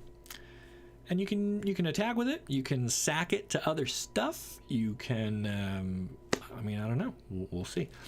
We can also tap Lagomos and search our library for a card and put it into our hand if 5 or more creatures died this turn. That seems a little hard to pull off in standard. Maybe that's more of a commander thing. I don't know. Can you build a Rakdos Sacrifice deck? I think that's where we're going. I think that's what we're doing. So let's say we wanted to start with this guy. We're going to drag or click 4 of him. He's an uncommon. How many wild cards? I have 57 uncommon wild cards in the bank, so we're cool with that. Only 5 rares, though. Ooh. And so what I like about Lagomos at 3 is that you can follow it right up with Garna at 4. And Garna says, whenever another creature you control dies, draw a card if it was attacking. So play Lagomos on turn 3. Play Garna on turn 4. Combat happens. You make your 2/1. Elemental creature token with haste. It attacks. It's gonna die. You're gonna get to draw a real card. You turn your tokens into real cards. Like, whoa. Sounds great to me, right? Like, that's value. For 50 cents a piece. Like, cool. If it was attacking. If they don't block and it goes to the end step, technically it wasn't attacking, so then you have to sacrifice it, and then you get to deal 1 damage to your opponent. So you upgrade these into basically 3/1s if they're not blocking them. I like that. I think that's a good, you know, that's 2 out of our 3 okay, so I should back up. We're doing the rule of 9 deck building. So that means starting with 60 card slots, 24 we set aside for lands, although for our last deck we ended up tweaking that. But we're going to say 24 lands, 36 other cards. 36 divided by 4 copies is 9. So we get 9 distinct individual cards, 4 copies of each. That's going to be our deck. We've already got 2 cards picked out, Lagomos and Garna. I like to find a third that does something in that same space, either makes tokens or cares about things dying. You know, that's kind of what I want to find, just so that we have some synergy, some what am I trying to say here? I don't know. Some overlap, something in there. Okay. All right, so we're in red and black. I guess I can just set these to red and black. What other kicker stuff do we get? Aggressive sabotage, make them discard. Balduvian Atrocity. When it enters the battlefield, if it was kicked, return a creature card with mana value 3 or less from your graveyard to the battlefield. It gains haste, then sacrifice it. Ah, we can have a little mini baby reanimator package in here. So normally this is a 3 mana 2/3 with menace. Not great, but for 4 mana, you really get 6 mana worth of stuff. That seems okay. That could be something. We have War Host's Frenzy. Creatures you control get +2/+0 until end of turn. If it was kicked, whenever a creature you control dies this turn, draw a card. Hey! I like that. Okay, so because that also works well with Lagomos, right? The token's gonna die, so this will almost certainly refund our card. I mean, assuming we kick this, but all right. Or, we just turn that token into a 4/1 at instant speed. That seems to kind of fit our overall theme here. So let's run 4 copies of that just to start. All right. So now what else can we do? I think we can ditch some of these filters now. We'll keep commons and uncommons. We're still trying to do this on a budget. We might let a rare or 2 leak in here, but we'll see. Okay, so we're in black and red. And so sacrifice seems to be kind of a theme here. So where do we get value out of our sacrifices? Ecstatic Awakener. Sacrifice another creature, draw a card, transform. So this guy can eat a Lagomos token and turn himself into a 4/4. Okay. Cult Conscript. Aggressive, 1-drop, can come back later if it dies. Yeah. Okay, we'll get to that in a second. I'm sure it'll show up in here somewhere. I'm looking for things that let us sack and get value out of sacking our tokens. Bone Splinters is okay. Sack as an additional cost. Sack this. Sack a creature to cast this spell. I can read. Destroy a creature. Well, Eaten Alive is also in standard, and it is just strictly better. So if I was going to play one of those, I might take Eaten Alive as a removal option. Reckoner's Bargain. As an additional cost, sacrifice an artifact or creature. You gain life equal to its mana value. Well, if we're just hacking tokens, that's not going to gain us life, but we do draw 2 cards. Okay. I think Village Rites is Village Rites not in standard anymore? Perhaps it's not. Okay, so Reckoner's Bargain could be our draw spell. What else do we like? Vengeful Stranger. Can't block. When it dies, it becomes an aura attached to a creature or planeswalker our opponent controls, which makes them gradually lose life. A little slow. Braids. You may sacrifice a creature. If you do, each opponent discards a card. Return a creature card from your graveyard to your hand. So it kind of fits with our Reanimator thing we'd thought about maybe doing. Target opponent may sack a thing. If they don't, they lose 2 life and you draw a card. Okay, a lot happening here. Doesn't really make tokens or do anything like that, so I don't know. Just kind of poking around, seeing what's here. What could work with our theme. Don't really see a lot of other sacrifice stuff. All right, what have we got here spell-wise? Blood Tithe Harvester, he's good. Body Dropper, whenever you sacrifice another creature, put a 1/1 counter on Body Dropper. Oh, so play him on 2, Lagomos on 3. We have to sack that token. He grows. Or we could sacrifice another, pay 2 and sack something, he gets Menace. I don't know. Strangler is value. Sack target inevitable. Yep. Vivisector, Village Rites. Is Village Rites not in... We're looking at standard. Commons and uncommons. I thought Village Rites is in this format. I mean, is it not? Wasn't Village Rites in one of the Innistrades?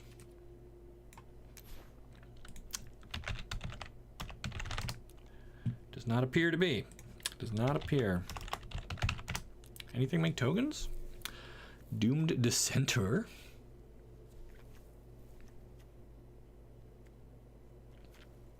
Hobbling Zombie. 2/2 with Death Touch. When it dies, make another token. Diregraph Horde. Could be like a big finisher. I mean, big, a 3/4. All right. Here's a good one. Okay, Riveteer's Requisitioner. Has Blitz. When it dies, we make treasure. That could be something.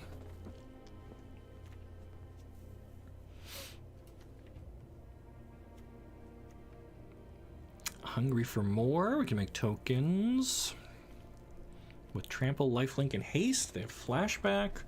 Works again great with Garna because if those creatures die when attacking, we get to turn those tokens into real cards. That could be fun. I haven't done a lot with this. Let's try out that. Just burn through my uncommons. Okay. All right. And then we had, I heard Skeleton, Cult Conscript, a good aggressive 2-mana 2/1, and nothing else in our deck's going to be a skeleton, so we might be able to get this guy back quite a bit. All right, so we've got 1, 2, 3, 4, 5 out of our 9 cards. We need removal. We need ways to get things out of the way. Do we take Cut Down? Is it Infernal Grasp? We don't really have any way to deal with Planeswalkers yet. Grasp at least lets us get rid of Shieldred. I'll take 4 of those. Body Dropper for more direct damage and bigger body on board. Costs 4. Body Dropper costs 2 mana. Whenever we sack a creature, he gets a counter on him. Is that who we're thinking of, or are we thinking of somebody else? Rotate it out with Strixhaven. Gravelighter. Ah, yes. I like Gravelighter a lot. I do. Where'd you go? Well, when you search Grave, you find a lot of other stuff. Okay. Gravelighter. When it enters the battlefield, draw a card if a creature died this turn. Otherwise, each player sacks a creature. Cool. We'll love it. All right. I think I want some lightning strikes again, just because burn is like always useful and it's flexible and it hits things and I want it. All right.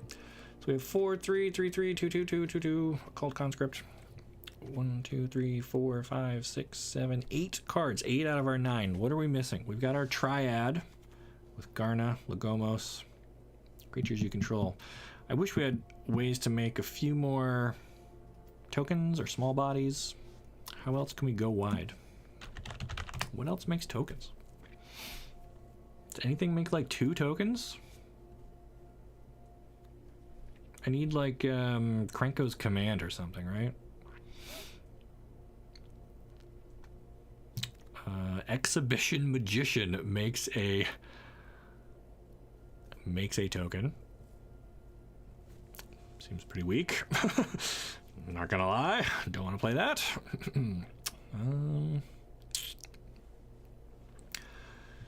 Pugilist. Whenever he attacks, create a tapped and attacking 1/1 red devil. Okay, not bad.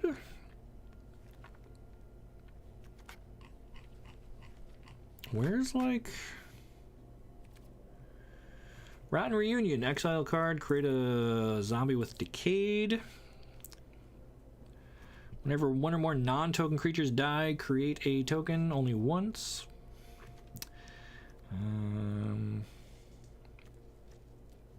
Yeah, I'm just not seeing a lot of other ways to make token creatures. Odd. Join the Maestros. Is it a spell that makes goblin tokens, right? With each grave it makes more. Strike team, but you gotta kick it with a white, yeah. Yeah, Ghoulish Procession is an enchantment, but only whenever non-token stuff dies. I heard join the Maestros. 5 mana to create a 4/3, and you can casualty to it to make a second 4/3. Seems expensive. Whenever a non-token modified creature you control dies. Okay, no, that's too much work. Really interesting that there's not just like a generic make some zombies or make some goblins or... We got blood tokens everywhere. We got at the beginning of combat you may pay 1 and sacrifice an artifact. No. It seems like this the Exhibition Magician might be our best way to make an extra body.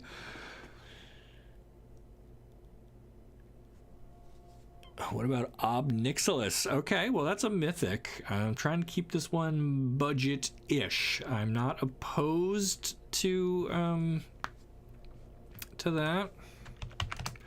I gotta turn my filters off. Let's see. I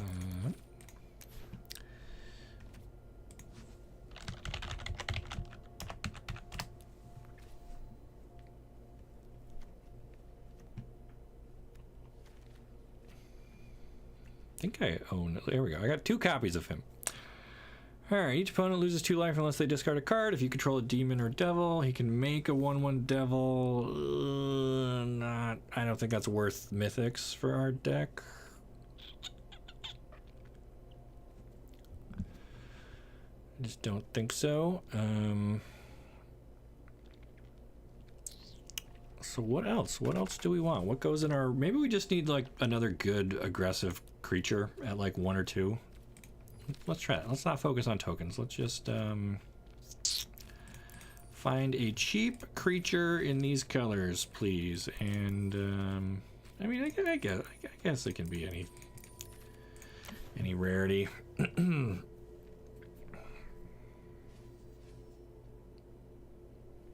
Oh, you know what it's going to end up being? Either Evolved Sleeper is okay. Do I own any... Oh, here we go. Jadar. Jadar makes a token every turn. How do we feel about that? How do we feel about just making a token with Decayed? I'm going to say maybe Jadar. And if not Jadar, then... I mean, okay, like Tainted Adversary makes a bunch of tokens. That's good. But now we're into mythics. Tenacious Underdog is probably one of the better, like, cheap dudes that just keeps coming back. Could be good. I think it's Jadar. I think that's who we want. I don't know if I want 4 of them. So let's try this. Let's do 3 Jadar. And then...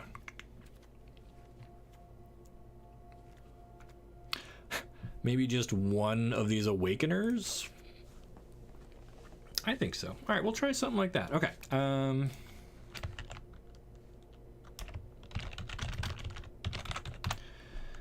So let's take a look at this. What do we got? What do we got? What do we got?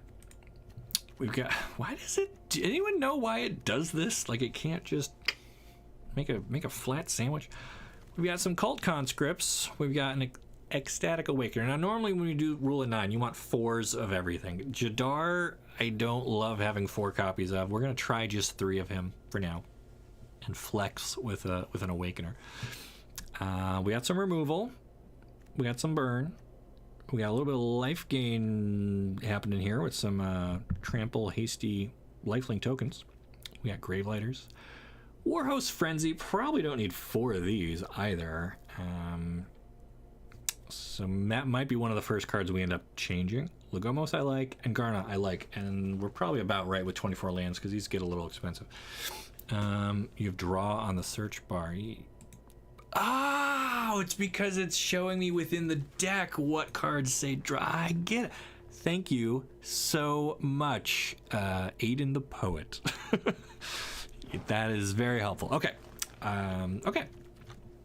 I think this deck is pretty sweet. We gotta fix these lands. How do I get to my lands? Now what do I have on field? Oh, I still have creature. Don't want creatures. Okay. Oh, yeah. Okay. Also the mana costs. That's the other problem. Okay. All right. And it's showing me things I don't own anymore. Okay. Okay. Someday I will get this all right. We're going back to Dominaria. Give me my fancy Dominaria. Swamps.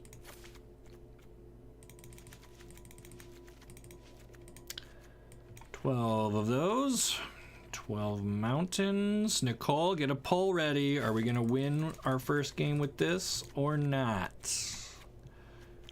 Here's the deck. We're calling it Cult of Arcanum. It's 2.4 curve average. We're changing our avatar. Who is appropriate for the Cult of Arcanum? You know what? I just like the... Why are they all like grayed out? You can't see anything. Okay, we're going to take the Adventurer. We're going hoods up on this one. Here we go. We're going to be wizards. You're a wizard, Harry. And do we have a appropriate pet? One of the griffins? A dragon? Bronze dragon? Silver dragon? Gold dragon? I'll try gold dragon. Never done that before. And then our sleeves. What's our most scary, cultish looking sleeve? This is pretty terrifying. Pretty metal. Might take that one. Yep, I think that's gonna be it. Okay. Bum, ba, bum, ba, bum. Okay, all right. We have a good-looking deck. We're gonna go try to win some games with this. Can we do it? I don't know. But that's it. That's how I approach making a deck. This is budget. This is very you know, feeling it out. You almost never get it right the first try. We did with our red and blue spells deck, but normally you're gonna go through several rounds of making adjustments, changes, edits. But I like where this one starts. I think the token synergies is kind of neat. I think we're doing some different stuff here. I think Meat Hook Massacre still absolutely kills us, but you know, I can't do anything about that. Can't do anything about that. All right, I'm seeing votes for wins out of the gate. I hope so. I hope we win. I'm gonna try. Oh, mirror match against another mysterious adventurer with the hood. Well, we got a 1-drop and we got some removal. And we have all the lands to play Garna, so... Okay. Dragon, do your thing.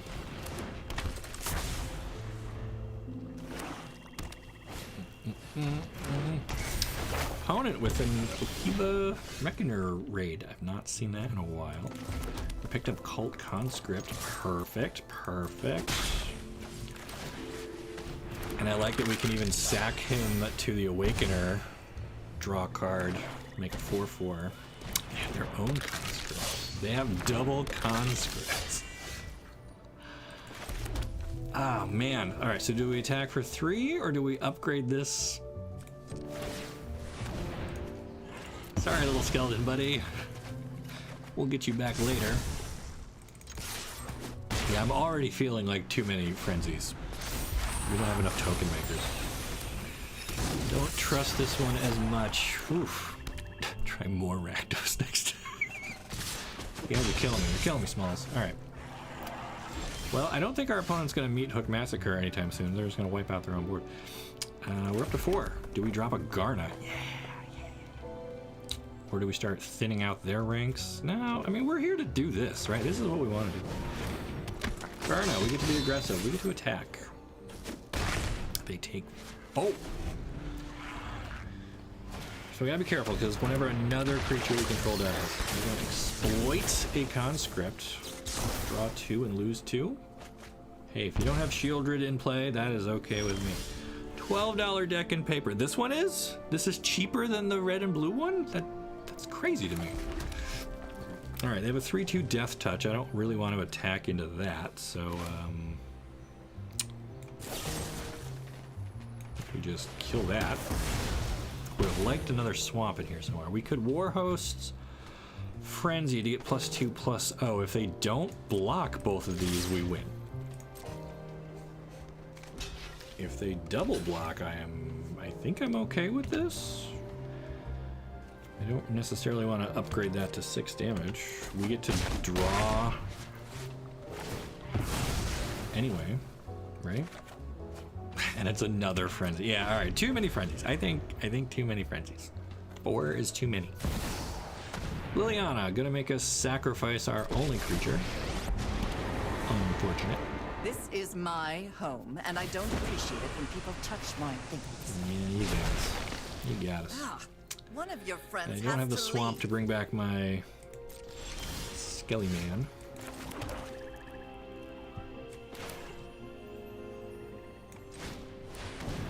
Well, try this again.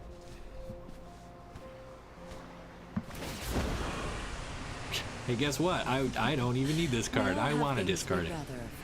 It's fine. Totally fine. What are they giving up, though? Opponent thinking long and hard. They're only on 3 lands, so... We will discard one of our extra Warhost frenzies. They do have Meat Hook. Why would you have that in a deck full of like 1s and 2s? I don't understand, but we're gonna punish him for it. So 4, this turns it into 6. I could put him to 1. But it's not good enough. Do we kill Lily? Or do we attack face?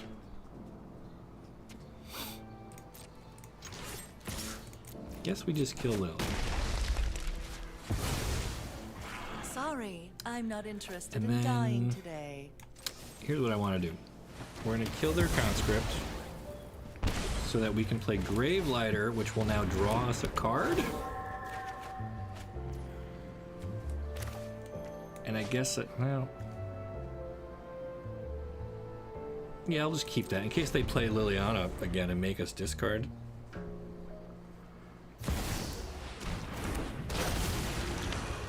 Arena budget's about how many rares you spent. Right, well, so far we have spent 0 rares here. So let's see, do we have enough? We have our Legomos. We go to combat, he makes a token. We attack with everybody. Our opponent lines up a block, but then we get to kick our Warho. Maybe we do want these in the deck. I don't even know anymore. Guess what though? We just won with our budget deck. Again. How's that going for us? Let's look at that battlefield. What did we get through? A mythic. A mythic. A mythic. Oh, they spent so much on their deck and they got stuck on 3 swamps and we just crushed them with tokens and flyers. And yeah, I am happy with that. I like this deck. It is good. I mean, it's one game. I cannot assign value off of one game. Cool, let's do it again. For anyone who just joined, we're doing some budget brewing here on this beautiful Friday. It's a magical Friday. We're having a lot of fun. I appreciate y'all being here. You can support the channel if this is the kind of stuff you want to see more of. Like the video, subscribe to the channel. Use my affiliate links down below. Go check out Dragon Shield. And let me know what you think about Dragon Shield. They got a great story over there for free. I helped work on that. They have an audiobook, or I think you can read it as an ebook now. Whichever way you like to hear stories, check out Vickers Conquest. That is one that I helped work on. They hired me as a consultant. It's a fun story. You don't have to know anything about Dragon Shield. It's all self-contained. It's 10 chapters long, so it kind of breaks apart nice and easy. Protection from werewolves. Okay. So check that out.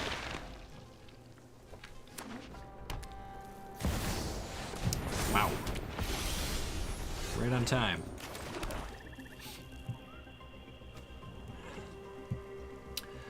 So it's a 4/4 flyer trample. Humans you control get +1/+1. When it attacks, Coven stuff happens. We are not letting you live long enough to attack. You're gone. 3. This guy's gonna decay, but then Jadar's gonna give us a free other one. Audiobook sold. It's good. You know it's good because I helped work on not to sell myself too hard here, but it's a fun story. Like, we tried to make it, you know, exciting and different, and I gotta focus because now we have Thalia. Okay. So Gravelighter forces them to sack. We just sack our token and get another token. I think that's our play right here. We basically upgrade our decayed 2/2 into a 2/2 flyer, and they either have to give up Thalia or Catilda. And neither of those is going to feel great. They choose Catilda, so that we cannot attack with Jadar. Alright, so opponent, what are you working towards here? Yes, well, we will say no blocks. Would love to pick up a land, and we do. And that lets us play any one of our 3 Gardas. which is great because then that means that our Jadar tokens now draw us cards. And we can just hopefully bury our opponent in value. Don't want to know how many times I've lost to Jadar. He is surprisingly potent for being just a 2-mana 1/1. He's very unassuming, but cranking out a free body every turn, even if he can't block with it, you know, does a lot for us. So we get that token back. We drew Lagomos, which next turn is going to be great.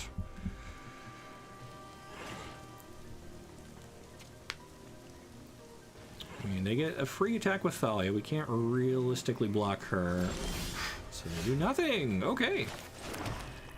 Do we kick Frenzy? Do we play Lagomos to get more tokens happening? I think that's what we're at. Cooking earlier, you missed how the blue and red deck turned out. Straight fire, my friend. It was great for business. Okay, and our opponent cannot handle our red-black swarm of value. Dudes, ladies, friends, players of Magic. Another deck with just commons, uncommons, basic lands, and we are climbing the ladder in platinum ranked, mind you. We get it, and the game is like, here, have another uncommon since you love uncommons so much, you bald freak. We get a 2/3 flying lifelink. Not using that, but it's nice. Let's go again. All we do is win. Nicole, right there in the chat, she knows it. And how are we celebrating these amazing decks? By giving away free dragon shields. You can have these. All you gotta do, watch the video, like the video, subscribe to the channel, leave a comment with something you learned today from this video. You could have learned that there is a free dragon shield story that you can go listen to. You could have learned how to follow the rule of 9 for your deck building. I don't want to give you too many ideas because then you're just going to write whatever I just said and think that that's going to work. Leave me a comment with something that you learned from this video. You've got a week from today. Next Friday, I will pick 3 winners. I got 3 boxes. 3 different colors. There they are. I will give those out. Did I just miss a hello? I think that was a hello. Hello. They hit me with a Viashino Branch Rider. 1/1 with haste. Red-green kicker. Try to catch the replay on YouTube. You should, it's good times. And I need the views, so. Rada's Firebrand, a rare. Can we deal with that? Can we deal with that? Do we go hungry for more here and just... I think we do. I want to use the mana for something, right? Like, we don't get a lot of benefit off of this token, but gaining 3 feels good to me. And I don't think they want to block and give up their... Alright. 21:15. I learned I'm going to be late for work. Oh! Sorry about that. Tell them the weird mustachioed man with a hood held you up, and that's why you're late.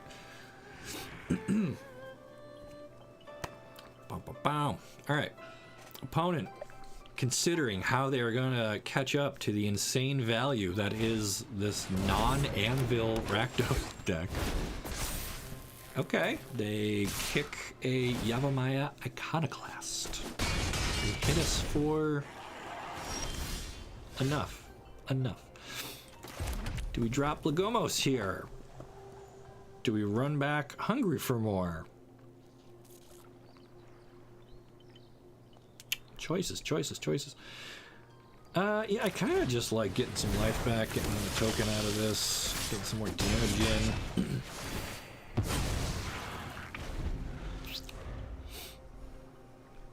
Although I guess now next turn, turn 4, we're gonna have an awkward play. This deck surprisingly had a lot of draw, recursion through Garna, Frenzy, Hunger. Yeah, Graveler Call. It seems hard to stall out. I mean, unless we just hit a chunk of lands. Or our opponent just planeswalkers us into the ground. Without the sun, I'll light your way. But yeah, I mean, there are so many good little synergies that you're like, oh, in draft, these two are good together. But you never think, like, I'll just build a whole constructed deck around this draft synergy. But, like, it worked. It worked with the red-blue deck, and we're doing okay with this red and black deck. And both of these cost us practically nothing. So if you're trying to get started on Arena, you know, you're looking for cheap, easy decks or something like that. Did they just exile something? Oh no, that's our Alright, they got a Phoenix Chick. That might have been a good one to put in our deck, actually. I might exchange one of those frenzies for a Phoenix Chick. That might be fun. Alright, so they have a lot of attackers. We're down to 7. Okay. So do we hit him with another Hungry and keep Infernal Grasp up? I guess so. That's probably better than just doing Lagomos, right? Oh, we didn't have enough black to keep Grasp up. Okay. So maybe we keep this guy back to block, although whenever this attacks, we won't be able to block, so I think we're in a bad spot. Is there a way that matchmake you with unpopular decks if you play with low-played decks? Great question. So there is a lot of superstition, misunderstanding maybe, about how Arena finds you an opponent. Allegedly, based on what I have heard and what I've experienced, matchmaking like that happens in Brawl based on who your commander is. The game sort of separates commanders into different tiers, and so depending on the strength of your commander, it's supposed to match you up with someone else who has a similar power level commander. That I'm pretty confident does happen. For just playing in the standard ranked queue, I don't think that the game looks at the contents of your deck. I think it looks at your rank, which for us right now is Platinum 4, and tries to find you an opponent within a certain spread of that rank, and you can both be playing whatever. We're dead. But that's fine. So I don't know if you can like game it so that you prey upon other decks that are also not meta, but I don't think so. I've not seen any way concretely to choose your opponent or to stack it so that you get a certain type of opponent. I'm gonna swap out one of those frenzies. I liked the chick. If I can find that. So we'll take down one. Phoenix Chick. Okay, so it's a 1/1 flyer with haste, can't block, but whenever you attack with 3 or more creatures, you may pay double red. If you do, return this from the graveyard to the battlefield tapped and attacking with a 1/1 counter on it. Hopefully with our tokens, we get to make some wider attacks. I'm okay sacrificing this thing to our Awakener or whatever, because we can get it back. So that might just give us a little bit more low end, and we drop one of our extra frenzies, which I kind of wanted to toss out anyway. 2-1. I mean, it's still a winning record. Like, I would not be sad about going 2-1 at F&M. Like, that's fine. I think we're still at prizes at that point. All right, let's see if we can get ourselves up to 3-1. Let's see. Let's see. Here we go. Place your bets. Where's my? Here we go. Here's what we've been missing. My slowpoke. The camera just totally hates how pale he is. It just blows out. All right, double swamp. And our opponent goes first. So I think we'll. Did I just mulligan into like the same hand? Sorry, Garna. We are a long way from casting you. Slowpoke, you betrayed me. I brought you over here because I thought you would help. Oh, we did find a 1-drop. Okay, so maybe you're all right. Maybe I'm too hasty, Slowpoke. Perhaps you're all right. Dub swamps. Do you get to resolve a Jadar against a blue, black, green Sultai deck here? Second copy of Jadar does not feel great. No red lands also does not feel great. 5 damage though. 5 damage we like. And I guess we're just gonna hold on this Infernal Blast.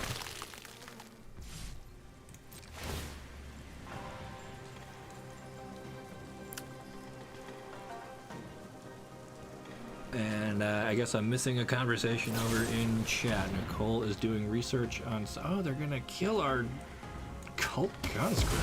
Why?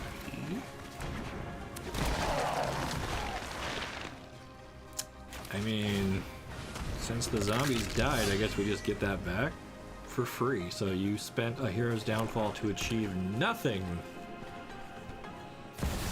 Ah, get wrecked. All right.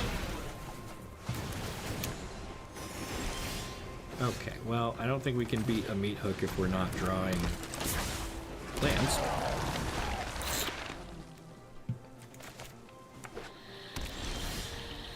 And then the game spits in my face by giving me a land I don't need, so... Guess we get in for 3, and this dies, so they gain a life back? Sure. Guess we could have brought our Skelly Man back, but... Alright, opponent has all the lands they could ever need. They're sitting behind the safety provided to them by a Meat Hook Massacre. They're being awfully mean to our little budget deck. Although Arena's also being mean to us by not giving us a mountain. So maybe this one needs the dual lands. Oh.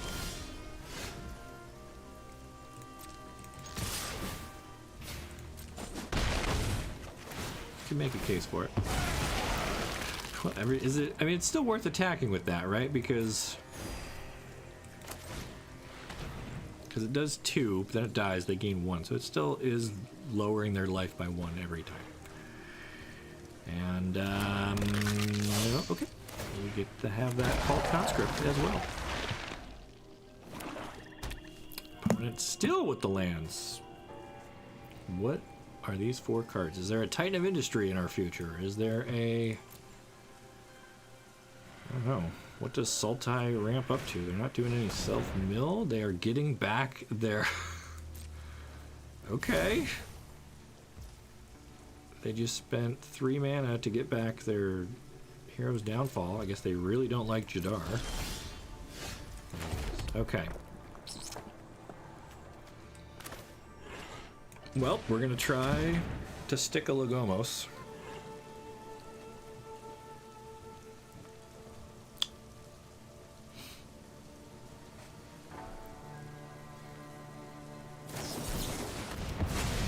Opponent is on counter magic. They dissipate our Lagomos, which is fine, I guess. Down to 7, which really goes back up to 8. I mean, they're getting within lightning strike range here. But if they drop, I don't know, what Workshop War Chief, I think, gains them life.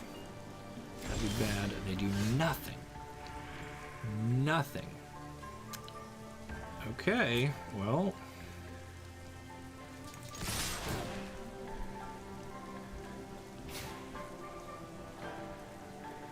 I mean, if we hit him for 5, is it worth trying to kill him with a lightning strike, or are they going to counterspell the next thing that we do?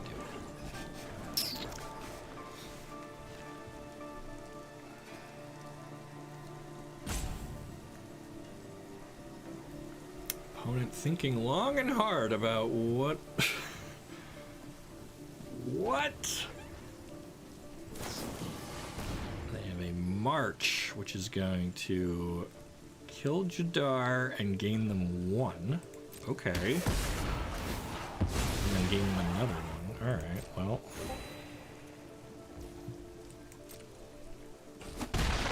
Alright, opponent to 6.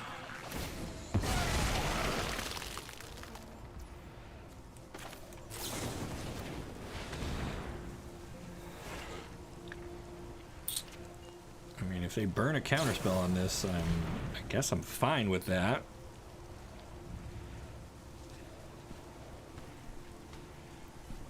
Yep.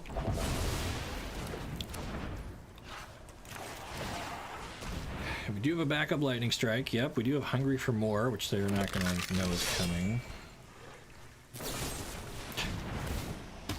Sure. All right, they are practically out of cards. We still have a very full grip. My kingdom for another mountain here. Despair. Okay. So they get to refill some cards. And their life goes up, and we find that mountain. Okay, so what do we do with it? Hungry for more. And lightning strike? Just drop Garna? They probably would counter that, right? Or kill it before we get to do anything.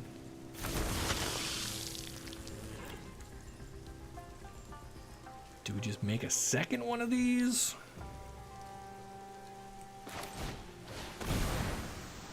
See if they counter this one? No. Okay.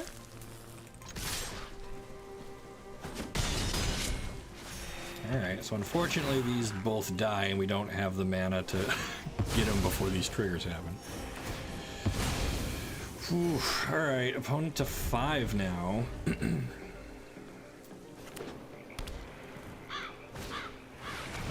Second Invoke Despair. Gross. And I really want to pull a win off on this one here, just because. All right.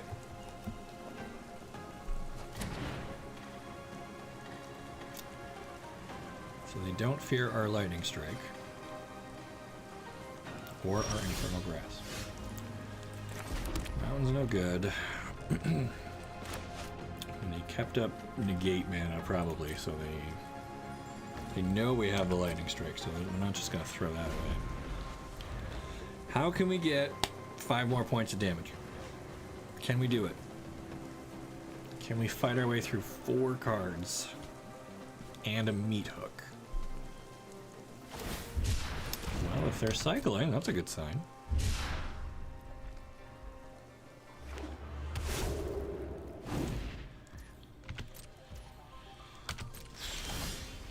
Now I don't need all these lands. Man, I feel like we missed our window. I feel like we've stalled out here and we're not going to be able to resolve anything against this deck. So close, though. You know what we need? We need the Phoenix chick.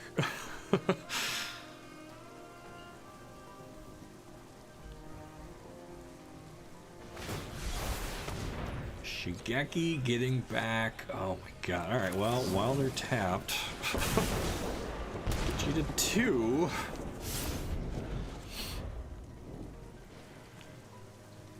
Man. Shigeki getting back Invoke Despair is intense.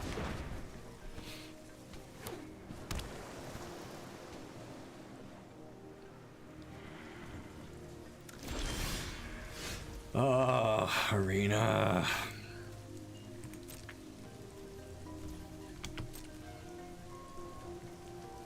Made it. Silly meetings. Yeah. Probably could have been an email, right? Probably could have been an email. Well, thanks for joining the stream. We're in the middle of a very heated game with our budget red and black deck that we just kind of brewed up using commons and uncommons on Arena. And I think we currently have a winning record with it, although that might be about to change here. Our opponent is just going off with their Sultai Invoke Despair counterspell deck. Yep. Alright, our new plan is to mill them out. They're at 26 cards, so we're just gonna mill them out. That's all we gotta do. We're down to 4. If they hit us with another invoke, we're dead, right? So we need to draw not a come on. Okay, didn't happen that time. plenty of cards we could have drawn there that would have maybe done it. Lightning Strike, Hungry for More, something with haste, chick. It's okay. That's okay. I think I got time maybe for just one more, just to kind of see what this deck is capable of. Still don't really know what changes I would make here. We're kind of just collecting information here. Maybe go down a copy of Garnet and Lagomos because they're legendary. But like them being legendary hasn't really hurt us yet, right? Like I've never been like, oh, if only this wasn't legendary. And they are so crucial to the game plan. I'm hesitant to give up any copies of it. You might be right. I mean, I think white-black cleric middle value might be a thing again in standard. Cool. I'd love to see it. Especially because there's that black cleric that gives other clerics +1/+1. Like. Alright, opponent burns a cut down on a cult conscript. Did they save something for Judar? Only you had more persistent petitioners. It's true. Or some Hedron crabs, or... Alright, opponent, Mayor West. Is that like a Adam West reference? Rude. We didn't get to Lagomosify them. That's okay. That's okay. I think the plan is not to play against Meathook. Right. If I could choose my matchups a little better, I guess I would just not do that. Is this going to be a Meathook for 1 to kill Jadar? No. Graveyard Trespasser. Okay. We don't have a great answer for that either. But, imagine eating Lagomos instead of the card that can come back from the graveyard.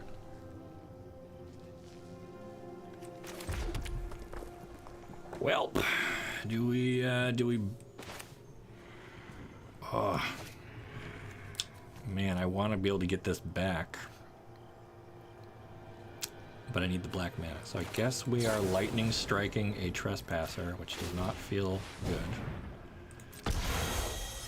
But we don't need that many lands.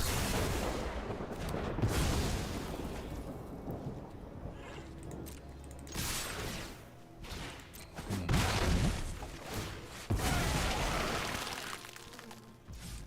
then that lets us get back our skeleton.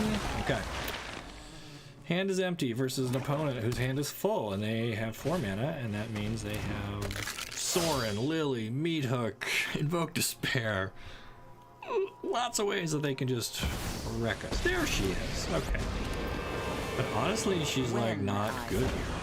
You're telling me what you don't overthink. I'm fine. I will give up my grasp.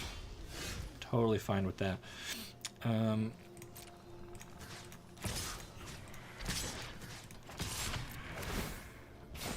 So we killed their Lily. All she did was make us discard a card.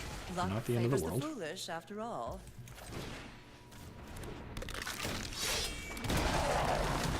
Okay, as long as the opponent does not hit us with a Meathook Massacre.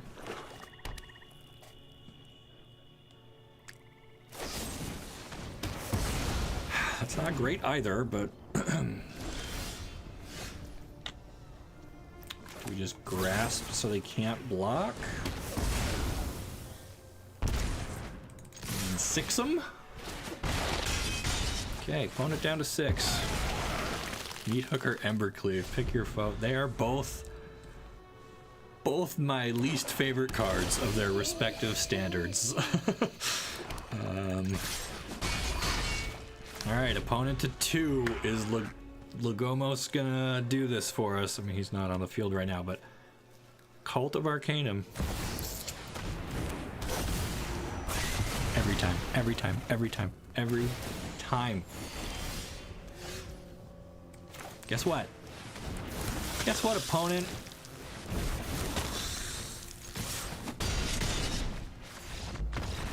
How do you like them apples?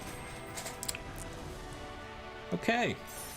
Opponent thought they had us with the Meathook Massacre, but we top-decked our Hungry for More, and we had the mana to play it and then flash it back So we got 2 3/3s with Trample, Lifelink, and Haste, finishing the game at an impressive 23 life with our opponent at -2. I like this deck. I'm going to keep working on this deck. But not today. This is about where we wrap it up. It's been a nice 2-hour and change stream. I need to get lunch. I need to start working on my next script for my next scripted video. But let's go back and look at these 2 decks one more time, just to kind of go over everything. In your meat hook. Meat wrecked. All right. So again, I did a little poll. I asked people where they needed help in their Magic game. Number 1 response was deck brewing. Cool. I love brewing decks. I almost never play a net deck. I don't care if people do. Like that's how you spend your time playing Magic. Fine. Like you can totally stand on the shoulders of giants and use decks that are proven and tested. It's a good way to not waste your money or your wild cards or whatever. But I like to have fun brewing up new stuff. So first thing we did was set our collection out, and I just started with Dominaria because that's what I got a lot of new stuff with and I'm excited to play. And I looked at the gold cards and we found Balmor, the Battle Mage Captain, and kind of built around that. We used the rule of 9, which says you take your 60 cards, set 24 aside for lands. Out of the remaining 36, you're going to do 9 different cards 4 times. Now, you might end up tweaking that. In our case, we even had such a low curve, we had room to fit in another 4 cards. We went down to just 20 lands, and that let us fit in Balmor.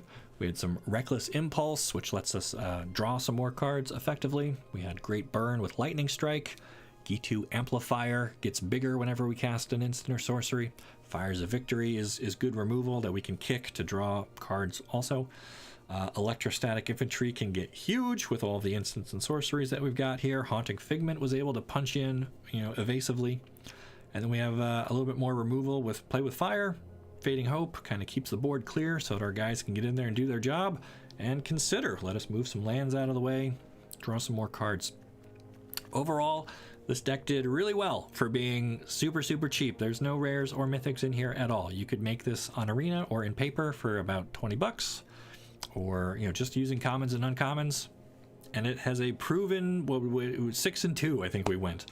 With a few more tweaks, maybe we could have got this even better. But I think this was a really cool one to start with, and it proved that you don't have to spend a lot of money or wild cards to make a deck that can win. And we played ranked games, platinum ranked even, and we were winning. After that, we jumped over to another deck rather.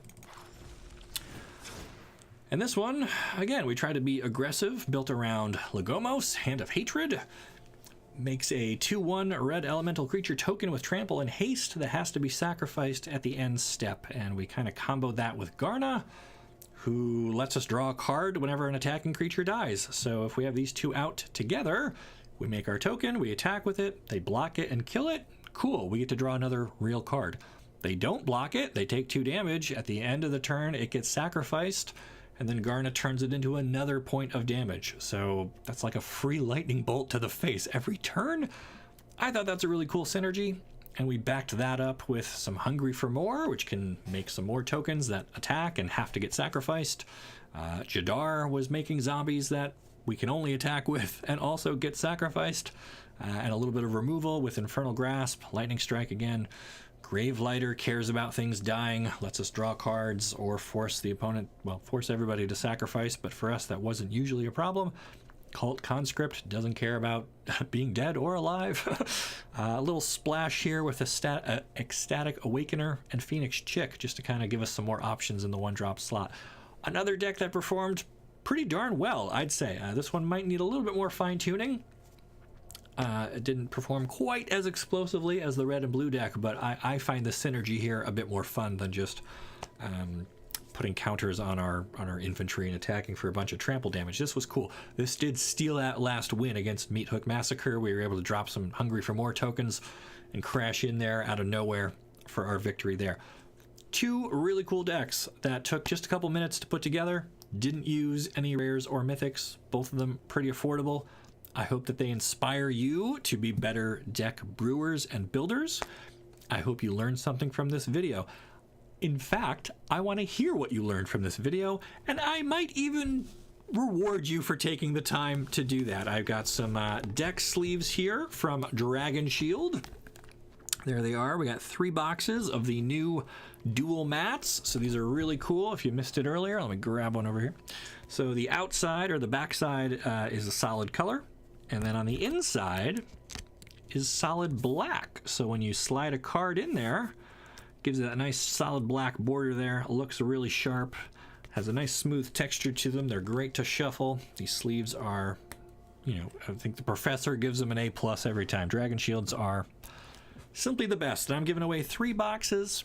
All you got to do, like the video, subscribe to the channel, leave me a comment within the next 7 days telling me something that you learned today from this video. It could be how to make a deck. It could be the fact that Dragon Shield has free audiobook that I helped write. You can go listen to that. Really cool story. You don't have to know anything about Dragon Shield lore. You get to kind of see the world where all these dragons live and where the term Dragon Shield actually comes from. There's a whole story behind it, and I want you to enjoy that. So free audiobook over at Dragon Shield. I got links down below that'll let you shop for either EU or US stores, and I get a little commission back on those when you buy something. So if you want to support the show, go check them out, grab some sleeves or deck boxes or any other cool stuff. Then come back here, leave me a comment. It can be about the Dragon Shield story, Vickers Conquest it's called. It could be about one of the decks that we played today. It could just be something else cool that you learned throughout the course of this video. It could be that you learned my favorite Pokemon is Slowpoke. He's great. He's always good for a laugh. That's going to be it for me today. Thanks for watching. Make sure you like this video and subscribe to the channel so you don't miss the great stories you'll only find here on Magic Arcanum. We'll see ya.